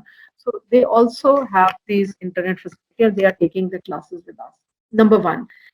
Number two, क्या है कि no matter के students or the parents, they have the mobiles with them or internet facility with them, but I think as far as when it comes to the education, so थोड़े से our approach, our mind जो है वो थोड़ा सा और तरह से हो जाता है, और हम जैसे आपने कहा कि वो allow ही नहीं करते हैं, तो इस तरह से वो ये जो allow वाली बात है, या if they are not allowing their children, तो वो बड़ी एक वो आ जाता है। तो मोस्ट इम्पॉर्टेंट पॉइंट ये है कि एक्चुअली ये हमारा, मैं आई ऑलवेज से कि ये हमारा एक ट्रांजिशन फेज है। हम we were not prepared, we have to go to the online. हमें बाय फोर्स कह लें या हमारे पास कोई ऑप्शन नहीं थी, we left with no option except for taking the classes online. but we were not prepared as far as the infrastructure is concerned, the resources are concerned, the facilities are concerned, the reading or the other material is concerned. We were not prepared, but gradually, bit by bit, maybe with the passage of time, देखिए जो change होती है ना कोई भी, वो कहते हैं ना कि फर्स्ट रिएक्शन टू चेंज क्या होता है, रेजिस्टेंस. कोई इसको समझता ही नहीं है. एंड फिर I have also heard parents saying कि इतनी क्या पड़ी हुई है, बस बंद कर दें, छुट्टियां दे दें, जब हालात अच्छे होंगे बच्चे स्कूल चले जाएंगे या कॉलेज चले जाएंगे तो पढ़ लेंगे. तो अगर हम इसी माइंडसेट के साथ चलेंगे तो हम अपना बहुत सारा टाइम वेस्ट कर लेंगे. अब देखिए हमारी यूनिवर्सिटी जो है उसके अंदर एवरी टाइप ऑफ स्टूडेंट्स है, सारी फीमेल स्टूडेंट्स ही है, वुमेन यूनिवर्सिटी है, वो किसी भी रिमोटेस्ट एरिया से भी आती हैं और हर जगह से आती हैं. तो पहले सेमेस्टर में हमें वाकई में बहुत मसले थे, लेकिन with the passage of time they were settled. Aahista Aahista gradually settle होना चाहिए. और अभी इस वक्त हम तीसरा ऑनलाइन सेमेस्टर चला रहे हैं. अब इफ वी लुक बैक तो मुझे ये लगता है हम पहले सेमेस्टर में हमारी भी सेम ये व्यूज थे कि कोई बात नहीं, जब सारे हालात नॉर्मल हो जाएंगे तो हम तब से शुरू कर लेंगे. लेकिन अब मैं ये देखती हूँ कि हमने टाइम वेस्ट नहीं किया. वो स्टूडेंट जो उस वक्त लास्ट सेमेस्टर में थे वो पास आउट हो गए, उनको डिग्री भी मिल गई. अब इसी तरह से अब ये चल रहा है. तो थोड़ा सा टीचर्स को, पेरेंट्स को, और ये जो सारा हम एक स्टेक होल्डर्स होते हैं ना एजुकेशन के स्टेक होल्डर्स कौन कौन से हैं, कि जो इंस्टीट्यूशंस हैं, कॉलेज यूनिवर्सिटी, उसके एडमिनिस्ट्रेशन है, टीचर्स हैं, पेरेंट्स हैं, और इसके बाद कम्युनिटी है. सो इफ वी लोकली, अगर इफ वी थिंक कलेक्टिवली और हम उसका कोई एक सोल्यूशन, कोई वे आउट हम उसका निकालें तो मे बी निकल भी आ सकता है. देखिए जब एक एरिया से लोग बिलोंग कर रहे होते हैं और अगर कम्युनिटी भी इसके अंदर कंसर्न्ड हो विद देयर चिल्ड्रंस एजुकेशन या कुछ भी हो सकता है, तो the one who has access to the internet, वो 2-3 स्टूडेंट मिलके भी किसी एक जगह पर जो है वो लेक्चर सुन सकते हैं या ले सकते हैं, मटेरियल को एक्सेस कर सकते हैं. और इस तरह की चीजें थोड़ी सी आप भी अपने स्टूडेंट्स को इनकरेज करें. अगर हम टीचर, एज अ टीचर भी हम यही कहते रहेंगे कि अच्छा हाँ ठीक है, उनके एक्सक्यूजेस को, क्योंकि अब मुझे तो ये लगता है कि ये जो मोबाइल फोन है वो तो मैं हर किसी के हाथ में देखती हूँ. और उसका मोबाइल, देखिए मैं जो है जब से ये हो रहा है हमारे घर में, मैं आपको बताऊं, बच्चों की वजह से मैंने आज तक हमने वाईफाई नहीं लगवाया घर. हम जितना यूज करते हैं हम अपने मोबाइल का डाटा यूज करते हैं, जो सिम का डाटा, जो मोबाइल का डाटा होता है. तो उसका एक वे आउट निकाला हुआ है ना हमने, कि इंस्टेड के हम कहे कि अच्छा वो इधर बच्चों की क्लासेस भी होती है, हम कहते हैं अच्छा हॉटस्पॉट से कनेक्ट कर लो फॉर द टाइम जब आपकी क्लास है, इसके बाद डिस्कनेक्ट हो गए, ताकि वाईफाई से हमने थोड़ा अभी उनको दूर रखा हुआ है कि 24 आवर्स की कनेक्टिविटी ना हो. So think of the ways, थोड़ा सा अपने स्टूडेंट्स को मोटिवेट करें, फैसिलिटेट करें, पेरेंट्स को अपने व्हाट्सएप ग्रुप के अंदर इंक्लूड करें. थोड़ा सा हमें एजुकेट करने की जरूरत है, उनको मोटिवेट करने की जरूरत है. These are the excuses, problems. I'm happy that you have raised this on the platform of the Punjab Higher Education Commission. तो वो भी इस चीज को देखते हैं. तो ये जो इंसेंटिव्स देना, उनको हेल्प करना financially, that is one of the way कि हम किस तरह से उनको मेक पॉसिबल कर सकते हैं कि they got the possible devices और द इंटरनेट गैजेट्स और internet stuff so that they carry out there classes successfully. But I would say is कि you as a teacher think of the ways possible कि इसी limited resources में हम कितना maximum take out कर सकते हैं. That is what I would say. देखिए हमारे जो स्टूडेंट शुरू में जो कंप्लेन कर रहे थे, हमने उनको पोस्ट कर दिया मटेरियल, नोट्स जो थे उनको पोस्ट बाय पोस्ट भेज दिए कि चलें आप इंटरनेट नहीं एक्सेस हो सकती, ना से पोस्ट में भेज दिए. वीडियोस हमने रिकॉर्ड कर ली कि जब भी होगा उनको यूएसबी पे डाल के वो video. So may B you, I think, I don't know, but you can think of the possible way outs. So anyone else who have any question or concern? Sorry ma'am. Ma'am इसमें मैं ये add करना चाहूँगी कि हम तो अपनी तरफ से पूरी कोशिश करते हैं स्टूडेंट्स को भी. जाहिर है हमें पता है बीइंग अ टीचर कि ये जब तक ये सिचुएशन है कोविड की, तो इसी तरह ये सिलसिला चलेगा. हम इस चीज़ को अच्छे तरीके से समझ सकते हैं और हमारी रिस्पॉन्सिबिलिटी भी है कि स्टूडेंट्स को और उनके पेरेंट्स को भी जिस मैक्सिमम हद तक हम हो सके उनको इस चीज़ के लिए मोटिवेट करें कि आप इस पे आएँ, कि इसके अलावा हमारे पास अभी और कोई ऑप्शन है नहीं. इस चीज़ को हम अच्छे तरीके से समझते हैं। लेकिन मेरे ये क्वेश्चन रेज करने का सिर्फ और सिर्फ यही पर्पस था कि गवर्नमेंट लेवल पे हम अपने लेवल पे तो करते ही हैं, ऑब्वियसली जितना हमसे मैक्सिमम होता है हम करते हैं। तो वो जो गवर्नमेंट लेवल पे है उनको भी जरा थोड़ा सा आइडिया हो कि हमारी प्रॉब्लम्स हैं क्या। बिल्कुल सही, बिल्कुल सही। तभी मैंने आपसे कहा ना कि आपने राइटली एक फोरम के ऊपर जो रेज किया है, so this is the right forum. So may be your suggestions और your problems could be taken forward और उसके अंदर कोई सोल्यूशन के लिए बात करें। I agree, I agree, well well well posted out. एक बात ये है कि बच्चों को जो पेरेंट्स अलाउ नहीं करते, मेरे ख्याल में एडमिशन लेवल पे बच्चों का जब एडमिशन होता है तब हमें ये कंपनसेट अब करना चाहिए, मतलब ये कंपल्शन होनी चाहिए बच्चों पे कि उनके पास जो है वो इस तरह की फैसिलिटी अवेलेबल हो, ताकि सही पेरेंट्स है, को भी पता हो कि हमने इनको एडमिशन दिलवाना है तो हमने इनको ये चीजें देनी है। नहीं भी है।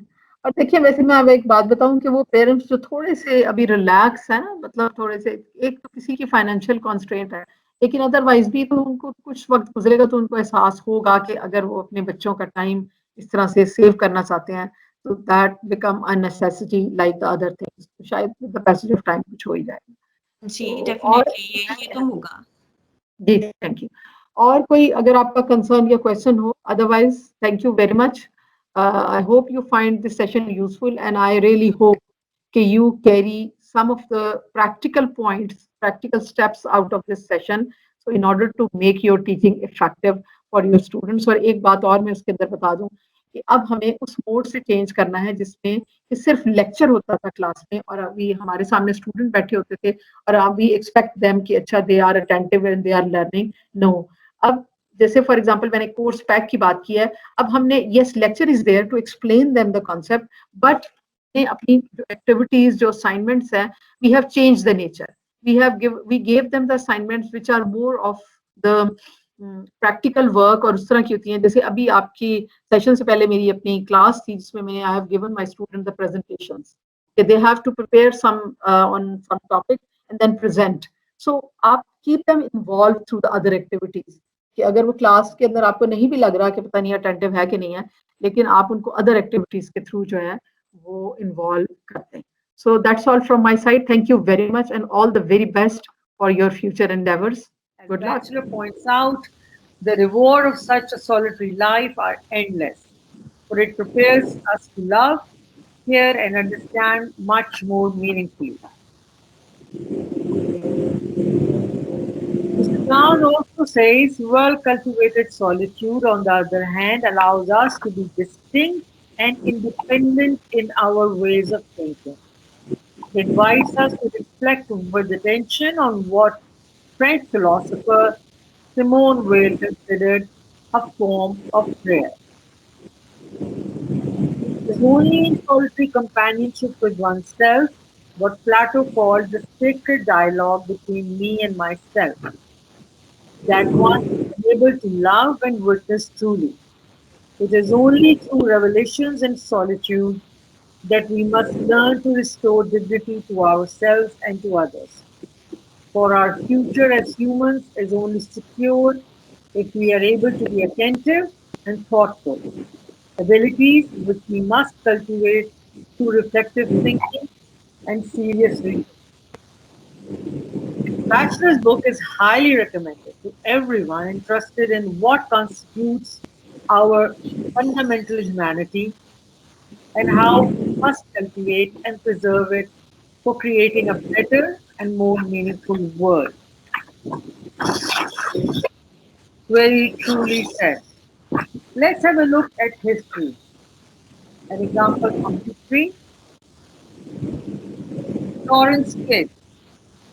In 1958, 400 children completed creativity tasks designed by Professor E. Paul Torrance. Torrance Kids in 1958, 400 children completed creativity tasks designed by Professor E. Paul Torrance, and the children were asked how could they improve this toy to make it better and more fun to play with. So what happened was that those who came up with more good ideas on Torrance's tasks grew up to be entrepreneurs, inventors, college presidents, authors, doctors, diplomats, and software developers. Jonathan Plucker of Indiana University recently reanalyzed Torrance's data. The correlation to lifetime creative accomplishment was more than 3 times stronger for childhood creativity than childhood IQ. So, at this point, I would like to share a research by Donald R. Cruikshank. So, this professor in the Department of Theory and Practice at Ohio State University outlines what should be done to improve the critical thinking skills of pre-service and in-service teachers. One thing is essential to becoming a human being, and that is learning to use the mind. A human being acts in a human way when he thinks. Very rightly said by Robert M. Hutchins. What is thinking? Thought implies higher level mental activity, and the word think conjures up a variety of types. Dictionary definitions include to consider, to reflect on, to call to mind, to devise, to form a mental picture of, to subject to the process of logical thought, to exercise the powers of judgment, conception, or influence, to reason and to meditate. Use of thought or thinking enables us to know about and understand objects, events, and ourselves. A major outcome of education is the development of thinking ability. It is unclear, however, whether or not thinking can be taught. Likely, it is a function of both nature and nurture, heredity and environment. Early on, during infancy, development seems most related to physical sensory experiences. As humans mature, they depend more on thinking.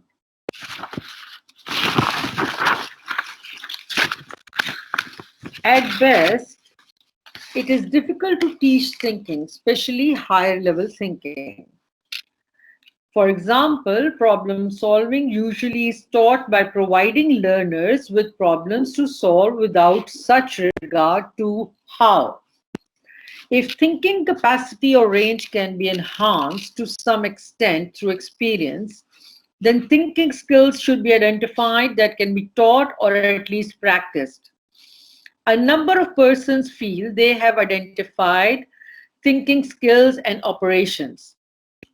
They can be contained in 3 categories. Basic operations include skills in observation, correspondence, classification, and seriation. Complex strategies are those thought to be associated with inquiry learning and problem solving, and include curiosity, persistence, and carefulness. Therein, Nickerson categorized the kinds of thinking taught in programs developed for school use as follows. Number 1, cognitive process. It approaches to teach mental skills such as comparing, ordering, classifying, inferring, and predicting.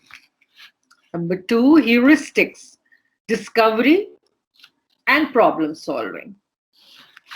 Number 3, formal thinking or stage development programs, bringing persons from the concrete to formal operations. Number 4, language and symbol manipulation, with writing as a means of developing thinking skills. Number 5, thinking about thinking, where thinking is the subject matter and there is the assumption that learning about thinking can improve thinking, which is called metacognition. And lastly, learning strategies, For example, knowing and practicing memorization, rote skills, underlining, summarizing, note taking, diagramming, and so forth. Certainly, there is growing interest in fostering thinking skills in pupils. Martin notes, however, that although schools are beginning to focus extensively on cognitive skills for students, they are giving little attention to the impact of those skills on teachers. Further, Martin suggests that not only are teachers unprepared to foster cognition skills in their pupils, they fail to apply systematic thinking to their own daily instructional tasks. So that brings us to the next question: how, if at all, can thinking be taught to teachers? Teachers, perhaps above all others, should be capable of using the mind. Foremost, they need to be vigorous investigators of their own thinking. Ideally, by nature and nurture, they should possess and demonstrate higher order mental abilities they intend to propagate in their pupils. If they do not possess and demonstrate such abilities, it is because teacher education units have failed to select teacher candidates with these attributes.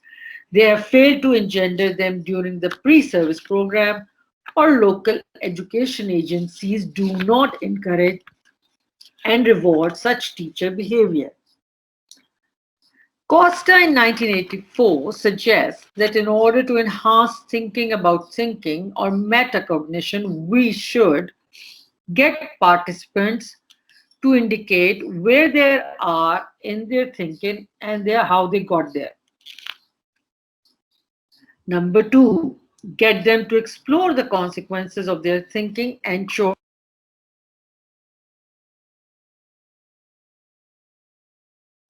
them between that was helpful and hindering, what they liked and didn't like, and what were the pluses and the minuses of the experience.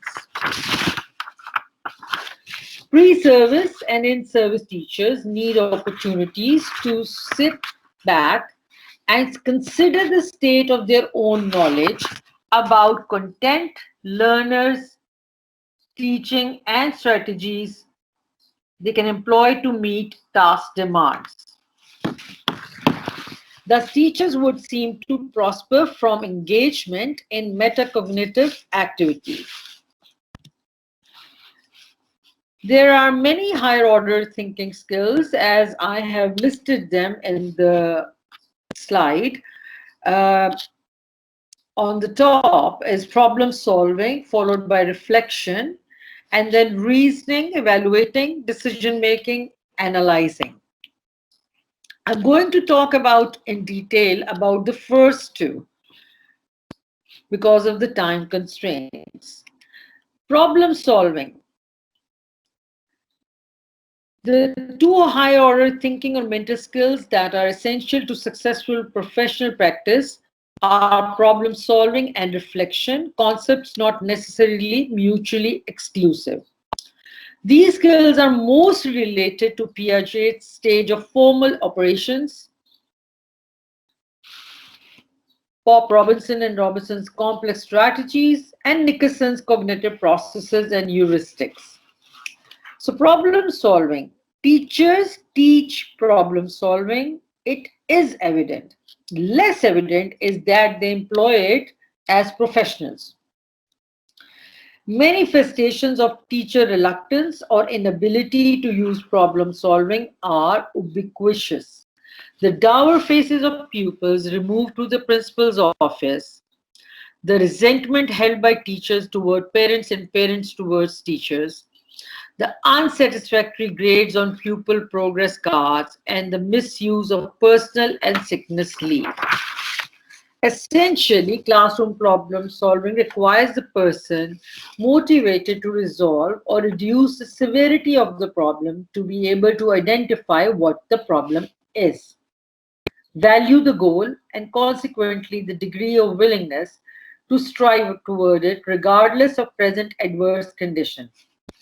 Analyze the problem situation, noting the obstacles to the goal,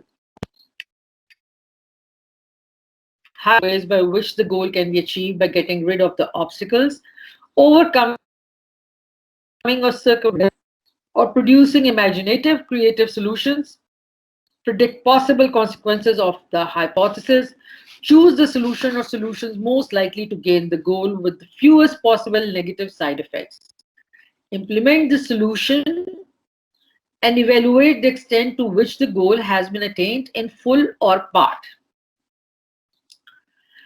Opportunities for real-life problem solving abound. They exist in every school and classroom.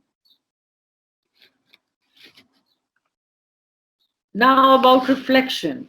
It is another kind of thinking. It occurs when something is brought to mind or consciousness so that consideration can be given to it. For example, one could reflect upon classroom problems. Reflection, however, does not occur exclusively in problem situations. A most commonly used definition of reflection was provided by Dewey in How We Think in 1910. Reflection is active, persistent, and careful consideration of any belief or supposed form of knowledge in the light of the grounds that support it and the further conclusion to which it tends. In Experience in Education, 1975, he added, to reflect is to look back over what has been done to extract the net meanings, which are the capital stock for intelligent dealing with future experience. One way meaning can be constructed from experience is by discussing it. Properly directed, discussion calls for higher level thinking and even attitude change. According to Dillon, 1984, discussion is characterized by freedom to express and to accept divergent views. Divergent views being expressed, all views being considered, and intention of those involved to improve in some way related to the topic or situation discussed, and use of reason, evidence, and argument. Another way to construct or derive personal meaning from experience is by introspection. In this vein, Valverde, 1982, noted, reflection means asking basic questions of oneself. The basic and comprehensive question during reflection is, what am I doing and why? Reflection is a form of slightly distorted self-evaluation. Distorted in the sense that judgment is emphasized rather than data collection. The individual asks value-laden questions and responds on stored selected data, meaning memory, and then concludes whether he or she is satisfied or dissatisfied. Reflection then is an individual's needs assessment and continued self-monitoring or satisfaction with effectiveness. In either case, whether introspection or discussion is used, certain contextual prerequisites are necessary. There must be an experience worthy of note. Motivation must exist to learn about and from the experience. A framework has to exist that directs attention to salient features of the event. Finally, provision must be made for transferring what is learned to similar future experiences. For pre-service teachers involved in field experiences, if care is taken, journals or diaries can be used to reflect upon and process their experiences. Friedenberg noted, if practice teachers, in addition to their practice teaching, were directed to observe and discuss and were evaluated on their astuteness in perceiving and analyzing, there would be no question whatever of the value of field experience. Sparks noted in 85, In-service education strategies that work all provide one thing that many of us would agree makes the most difference in teacher improvement: a way of looking at and analyzing teaching. These strategies provide opportunities for teachers to experiment with new practices to see how they work.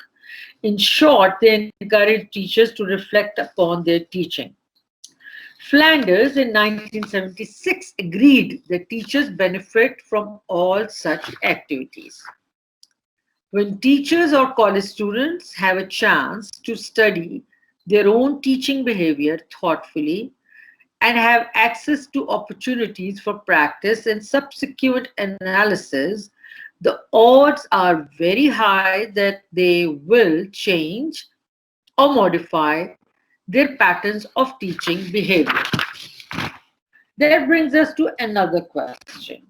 What are the potential benefits for teachers who engage in higher level thinking, including problem solving and reflection? Now, this question was asked of hundreds of participants involved in 30 workshops held in 1983 to 84 by Phi Delta Kappa chapters. The responses were varied, sometimes of a high inference nature, but always positive. The values that would seem to be gained according to these teachers, supervisors, administrators, and teacher educators are both personal and professional. In the first instance, participants believe that teachers who have good habits of thought would be more sensitive, accepting, and empathic, tolerant and open-minded, flexible, wise, reasoning, resourceful, creative, informed, objective, observant, aware, and self-understanding. In the second instance, teachers would be able to produce generalizations about teaching, learning, and learners, understand that what teaching and learning are about, know why they teach as they do and how they might like to teach, and be more able to analyze and evaluate their own teaching. Thus, according to practitioners, there is every reason to hope that higher level mental activity would result in substantial improvement in classroom life. That indeed use of thought and thinking contributes substantially to understanding learners, classroom events, teaching and learning episodes, and of course, ourselves. Increasingly, teachers are being asked to teach or consider the possibility of formally teaching thinking skills to their pupils. This, in spite of the fact that they generally have not been prepared to do so either by pre-service and in-service education, and that it is not certain thinking can be taught but only practiced. At the same time, in the rush to improve the thinking and mental abilities of children, the opportunity and need to improve those same abilities in teachers has been overlooked. As Silberman in 1970 noted, we must find ways of stimulating teachers to think about what they are doing and why they are doing it. Several alternatives are available that intend to raise the level of cognitive thought about teaching. It remains for pre-service and in-service teacher educators to make such a commitment and to provide contexts in which teachers can better learn to use the mind, hence become more competent as practitioners and more rational and human as people.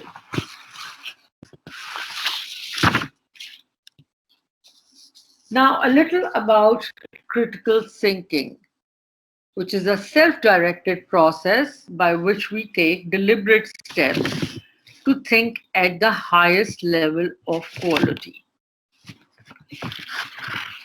At this point, an article by Miss Nada Mulji appeared in Dawn, and I would like to share some facts with you.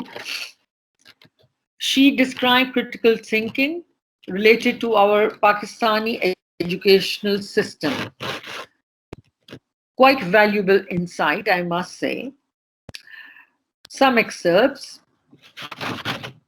Critical thinking skills do not spring out of a magician's hat in a dramatic burst of energy, she says.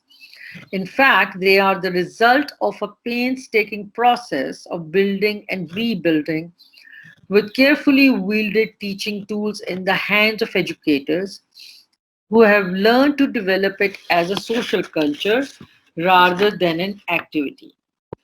It has to be built into the ethos of a school and manifests itself in student interaction with peers and teachers, reflects in the leadership of the organization, and upholds the academic benchmarks set by the school. Critical thinking skills demand a degree of involvement that is born out of an immersive learning experience, focused on communication, and cannot grow like a lone flower in isolation. Quite rightly said. Towards the end of the article, she says critical thinking skills fill the gap with the why and how questions that students must answer for themselves if they are to internalize, construct, and structure their analysis focusing on the topic at hand. Critical analysis necessitates a room full of perspectives, which implies accepting input from all students. Whether right or wrong, logical or bizarre, out of the chaos of ideas comes a pattern of reasoning that we can help students organize in a logical argument. In the end, she says, in critical thinking, the pendulum swings between possibilities. It is a journey away from the status quo, focusing on the endeavor to produce new means and innovative knowledge. The result is a wide array of skills ranging from problem solving and decision making to foresight and creativity. Very well said. Coming to creative thinking, it is innovative, inventive, unconstrained thinking, and associated with exploration and idea. It revolves around many little things. One is positive, mindful, full of ideas. They're mostly intelligent. You're being inventive, brainstorming, and it's a fun activity finding solutions. The critical and creative functions of the mind are so interwoven that neither can be separated from the other without an essential loss to both. Critical thinking revolves around disciplined thinking. It is based on intelligence and memory training.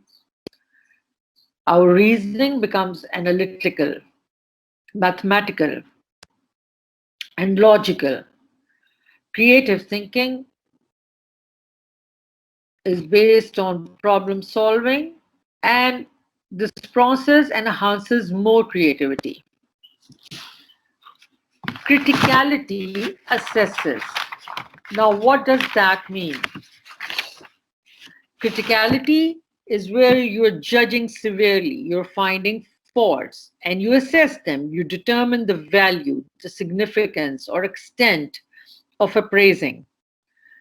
Creativity, which is a possession of mental qualities required to do something or get something done, originates.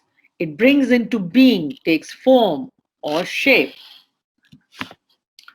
The aim of critical thinking is to promote independent thinking, personal autonomy. Autonomy is your liberty, self-rule, and reasoned judgment in thought and action, the ability to reason well, and the disposition to do so.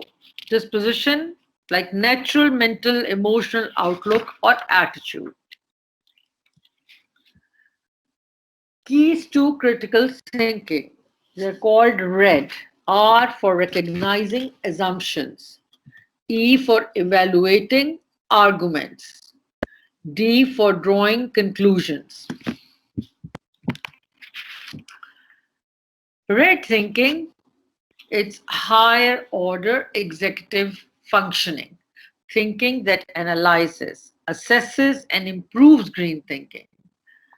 Green thinking, instinctive, automatic, spontaneous thinking, it is unconsciously guided.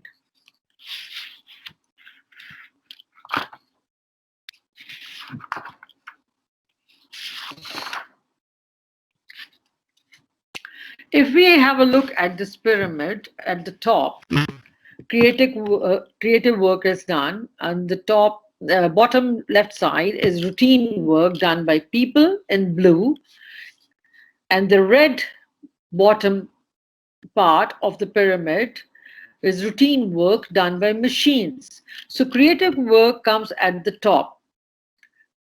It revolves around researching, developing, designing, marketing, sales, global supply chain management, and so forth.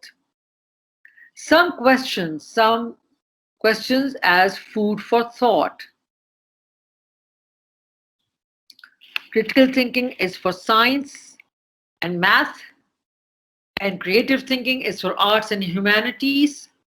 Is that so? Critical and creative thinking can and should be applied to any subject, content, or problem. Creativity is a right brain activity. Creative thinking requires divergent thinking. Divergent, you are departing from convention. You are thinking out of the box. And then convergent thinking. Convergent, you are trying to come together from different directions. Creativity requires constant shifting between right and left brain activity. Creativity can be taught. Yes, it can be taught, and practicing promotes more creative learning. Role of a teacher. Creative or critical thinking is a skill that young minds will undeniably need and exercise well beyond their school years. Experts agree that in keeping up with the ever-changing technological advances, students will need to obtain, understand, and analyze information on a much more efficient scale. It is our job as educators to equip our students with the strategies and skills they need to think critically in order to cope with these tech problems and obstacles they face elsewhere. So what is the role of a teacher, I ask? Another article, a very interesting one with very inspiring examples given by Anjum Altaf. The article's name was Equal Education. And just first two excerpts I would like to share with you. The 2020 Global Teacher Prize, sponsored by the Varke Foundation and UNESCO and worth $1 million, has been awarded to Ranjit Singh Disale, a primary school teacher in a village in Maharashtra where he teaches girls from tribal communities. There were more than 12,000 contenders from over 140 countries. Two things stand out about the winner.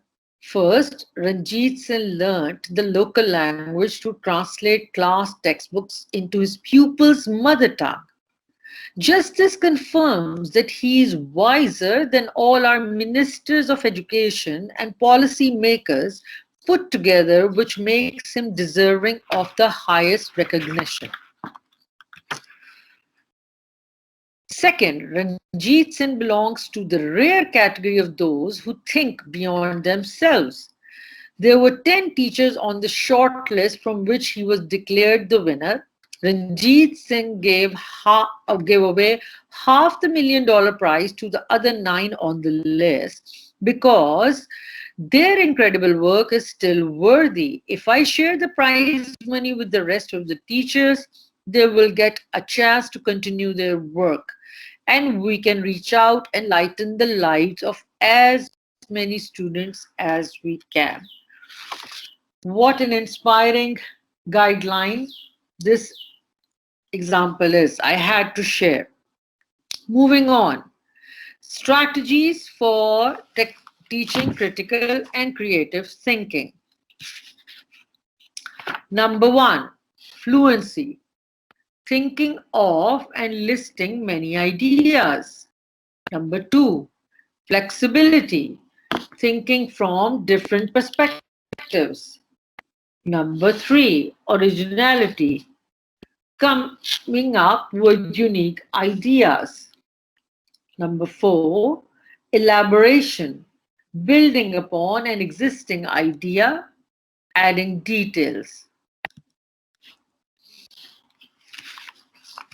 We talked about role of a teacher. Now it's something to ponder upon the role of a library. Yes or no? In an article by Zubaida Mustafa, she gives very practical advice about how we can integrate libraries in our educational system. How can the child learn to think critically, she says, if she is not allowed to ask questions? Let parents, ustanis, do this job as they have done for ages, and they will do it better. Another prerequisite of critical thinking is comprehension of what one observes, hears, or reads, which triggers the thought process. If an alien language is thrust on a child without giving her competency in it, nothing will be achieved. An analysis of the SNC for English and Urdu and their textbooks shows that they are immaturely designed for children whose mother tongue is neither English nor Urdu. It is plain that the language conundrum in Pakistan's education system is not about to end soon. Children will continue to be dumbed and the rote learning culture will remain.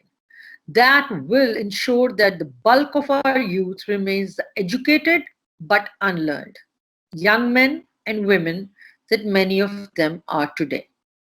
It is in this context that I see a new role for libraries. They can primarily be centers of learning, then storehouses of books. The librarians will become teacher activists and organizers of study groups to hold discourses on various issues, which a good education system would encourage in its classrooms. But that seems unlikely in our presently conformist setup. Well, it's food for thought, definitely. We can encourage our students to come to libraries. Moving on, teaching critical thinking. So we'll talk about some more definition of critical thinking, two perspectives regarding it, and a mapping activity. Critical thinking consists of seeing both sides of an issue, being open to new evidence that disconfirms, reasoning dispassionately, demanding that claims be backed by evidence, deducing and inferring conclusions from available facts, solving problems, and so forth. Then, too, there are specific types of critical thinking that are characteristic of different subject matter. You think like a scientist or you think like a historian. So from the cognitive scientist point of view, the mental activities that are typically called critical thinking are actually a subset of three types of thinking: reasoning, making judgments and decisions, and problem solving. We think in these ways all the time, but only sometimes in a critical way. Critical reasoning, decision making, and problem solving have three key features: effectiveness, novelty, and self direction. So, some questions for your reflection.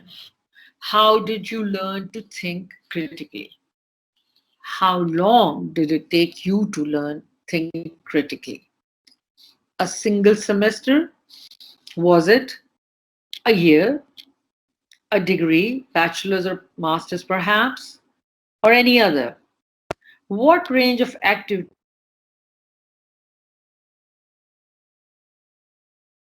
over this time span? The two perspectives about critical thinking, one is general skill set, the other is specific skill set. In general is reasoning, logic, and problem solving, and in specific is a discipline, as in using specific types of problem solving. Research says both general and specific are key to critical thinking. And for student learning linked to Bloom's higher order thinking skills, it is more effective to build teaching and learning plans around engagement with specific critical thinking skills. Students need a knowledge base in order to work critically with that knowledge, to engage in critical thinking. In other words, the disciplinary context matters. So what are the definitions in your context? What traits, skills, behaviors, or qualities demonstrate critical thinking in your course or discipline? These are the questions you need to figure out for yourself.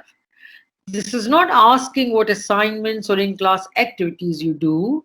Rather, what are the skills or qualities of critical thinking that students will need to engage to meet course learning goals. Now, look at this chart as a further springboard. In the first column, there are critical thinking traits. The second one, the teaching learning activities. And the third one, how to test those critical thinking. Number one, you can see multiple viewpoints, options, solutions. And the activity, you can use multiple examples that illustrate variation and juxtaposition. For testing, ask students to generate multiple viewpoints, options, solutions in an assignment. Number two, evaluate and assess concepts, plans, solutions. The teaching learning activity, allow for risk, failure from working through an idea, concept, solution. And you test by offering no or low stakes assignments plus feedback.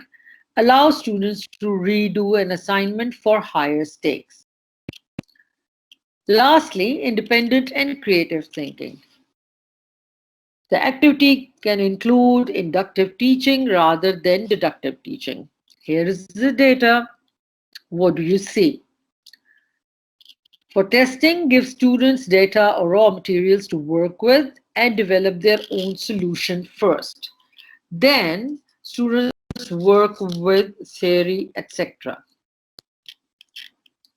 So here is this empty chart for your own use, and you can fill it up as you wish.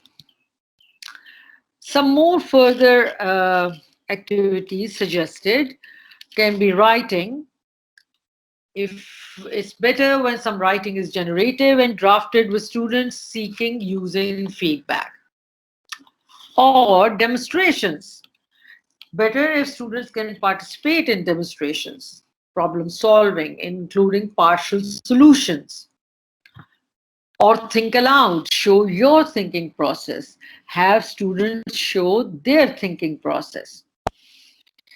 Or map, diagram a concept, process, theory, solution as individuals mapping ongoing learning, in groups as part of a jigsaw learning activity. You can also work with data inductively, data set, scenario, case study, or problem-based learning and inquiry learning are just some teaching learning activities. How do you embed personal reflections? By productive disagreement with the rational or reason, independent thinking before the lesson, inductive thinking, work with raw materials, creative thinking by generating ideas, design thinking as a process, logics, linear, circular, tangential, spiral, etc.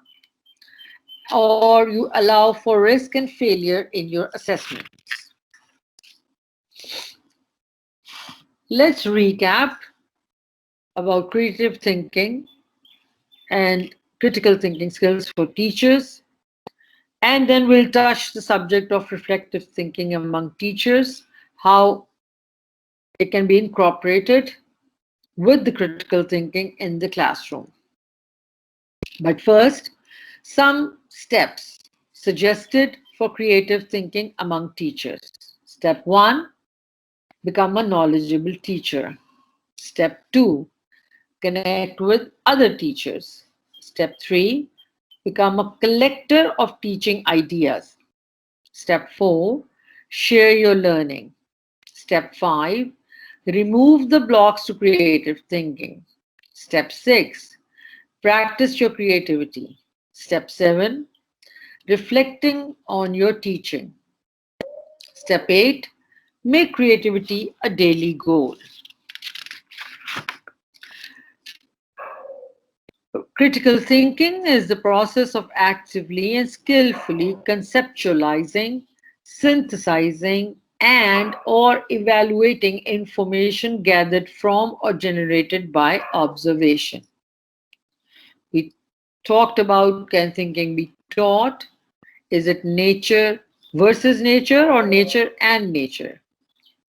And cognitive approach, which includes comparing, inferring, and predicting based on discovery and problem solving. This brings us to the last part of the lecture, reflective thinking among teachers, a way of incorporating critical thinking in the classroom.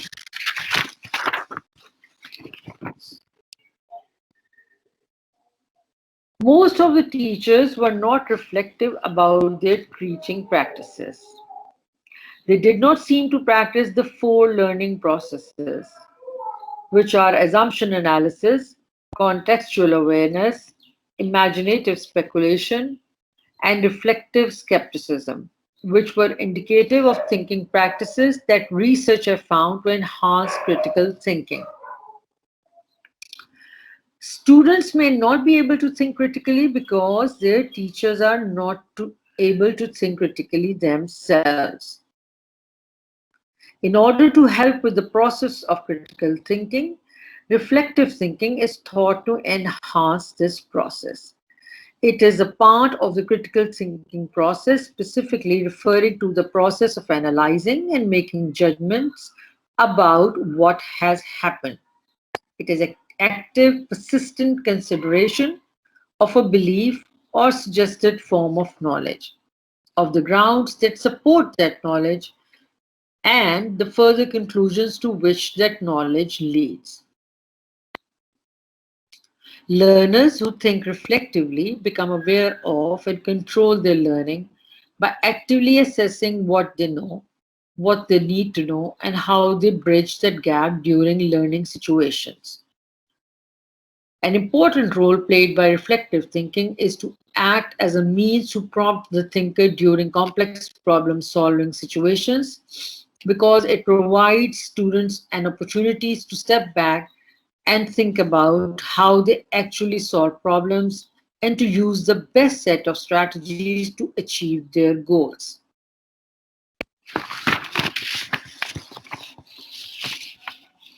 Teacher reflection can generally be characterized as retrospection, problem solving, critical analysis, and putting thoughts into action. So let's discuss very briefly, based on these characteristics suggested by Boody in 2008, one by one. Teacher reflection as retrospective analysis, ability to self-assess. Now, this approach takes reflection as bending thoughts to incorporate prior experiences and how these experiences could influence the current practices of teachers. Number two, teacher reflection as a problem-solving process. So it is reflection in action and reflection on action. Now, these teachers can often teach the facts of a subject well, but will often not be able to make a bridge for students between what they learn and how it is used in practice. Critical reflection of self. So for teachers, there are 4 learning processes that can be engaged: assumption analysis, contextual awareness, imaginative speculation, and reflective skepticism. In summary, critical reflection can also be thought of as a process of analyzing, reconsidering, and questioning experiences within a broad context of issues like ethical practices, learning theories, and use of technologies. So it's not a simple task, and teachers must be able to ask themselves critical questions about their assumptions and actions. Lastly, reflection on beliefs about self. Feelings and beliefs that teachers have toward themselves and others will play a part in how they teach. Teachers are highly influenced by their beliefs, which are closely linked to their values and their worldviews, and it greatly influences the way they plan their lessons and deliver them. We'll talk briefly about a study which was done, and in that study, in that research, there were 2 questions which were asked of the participants. Question number 1 was, are teachers practicing reflective teaching? Now let's have a look quickly at the results. Ability to self-assess, observing own performance. In total, only about 20% of the responses seem to be very concerned with their own area of discipline and at the same time also wanted to provide continued improvement in teaching their lessons. These teachers seem to be concerned about following orders so as not to get into trouble. Number 2,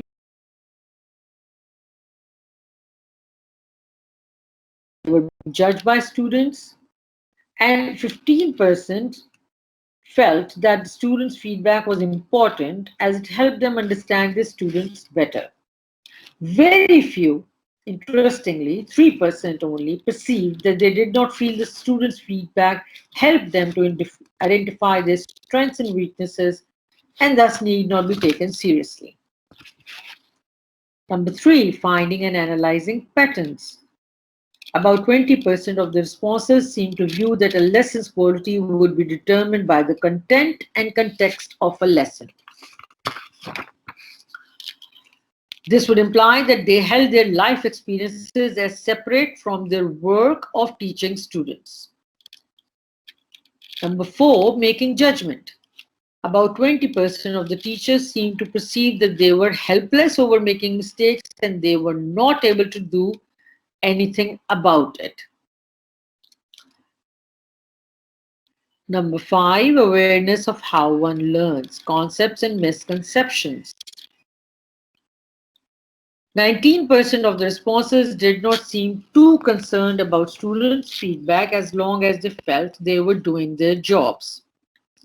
14% seem open to learn from past experiences and were willing to use it to help improve their lessons in future. 13% seem to perceive student feedback as important in helping them enhance their lessons. Knowledge construction. 19% of responses who perceived they needed guidance from a supervisor to help point out problems they were having with their lessons. 16% of them seemed to understand that students learned differently and they needed to look into new strategies to deliver their lessons. Lastly, metacognition. 10% of the responses seemed to be open to reflecting on what they had done in their lessons and exploring strategies to help them teach better. 8% also seemed to be open to using self-discovery to help them hone their skills when teaching. So generally based on the results, it would seem that teachers were using reflective thinking to help them enhance their teaching, but many were thinking in terms of personal performance and expectations rather than using it as a tool for personal growth.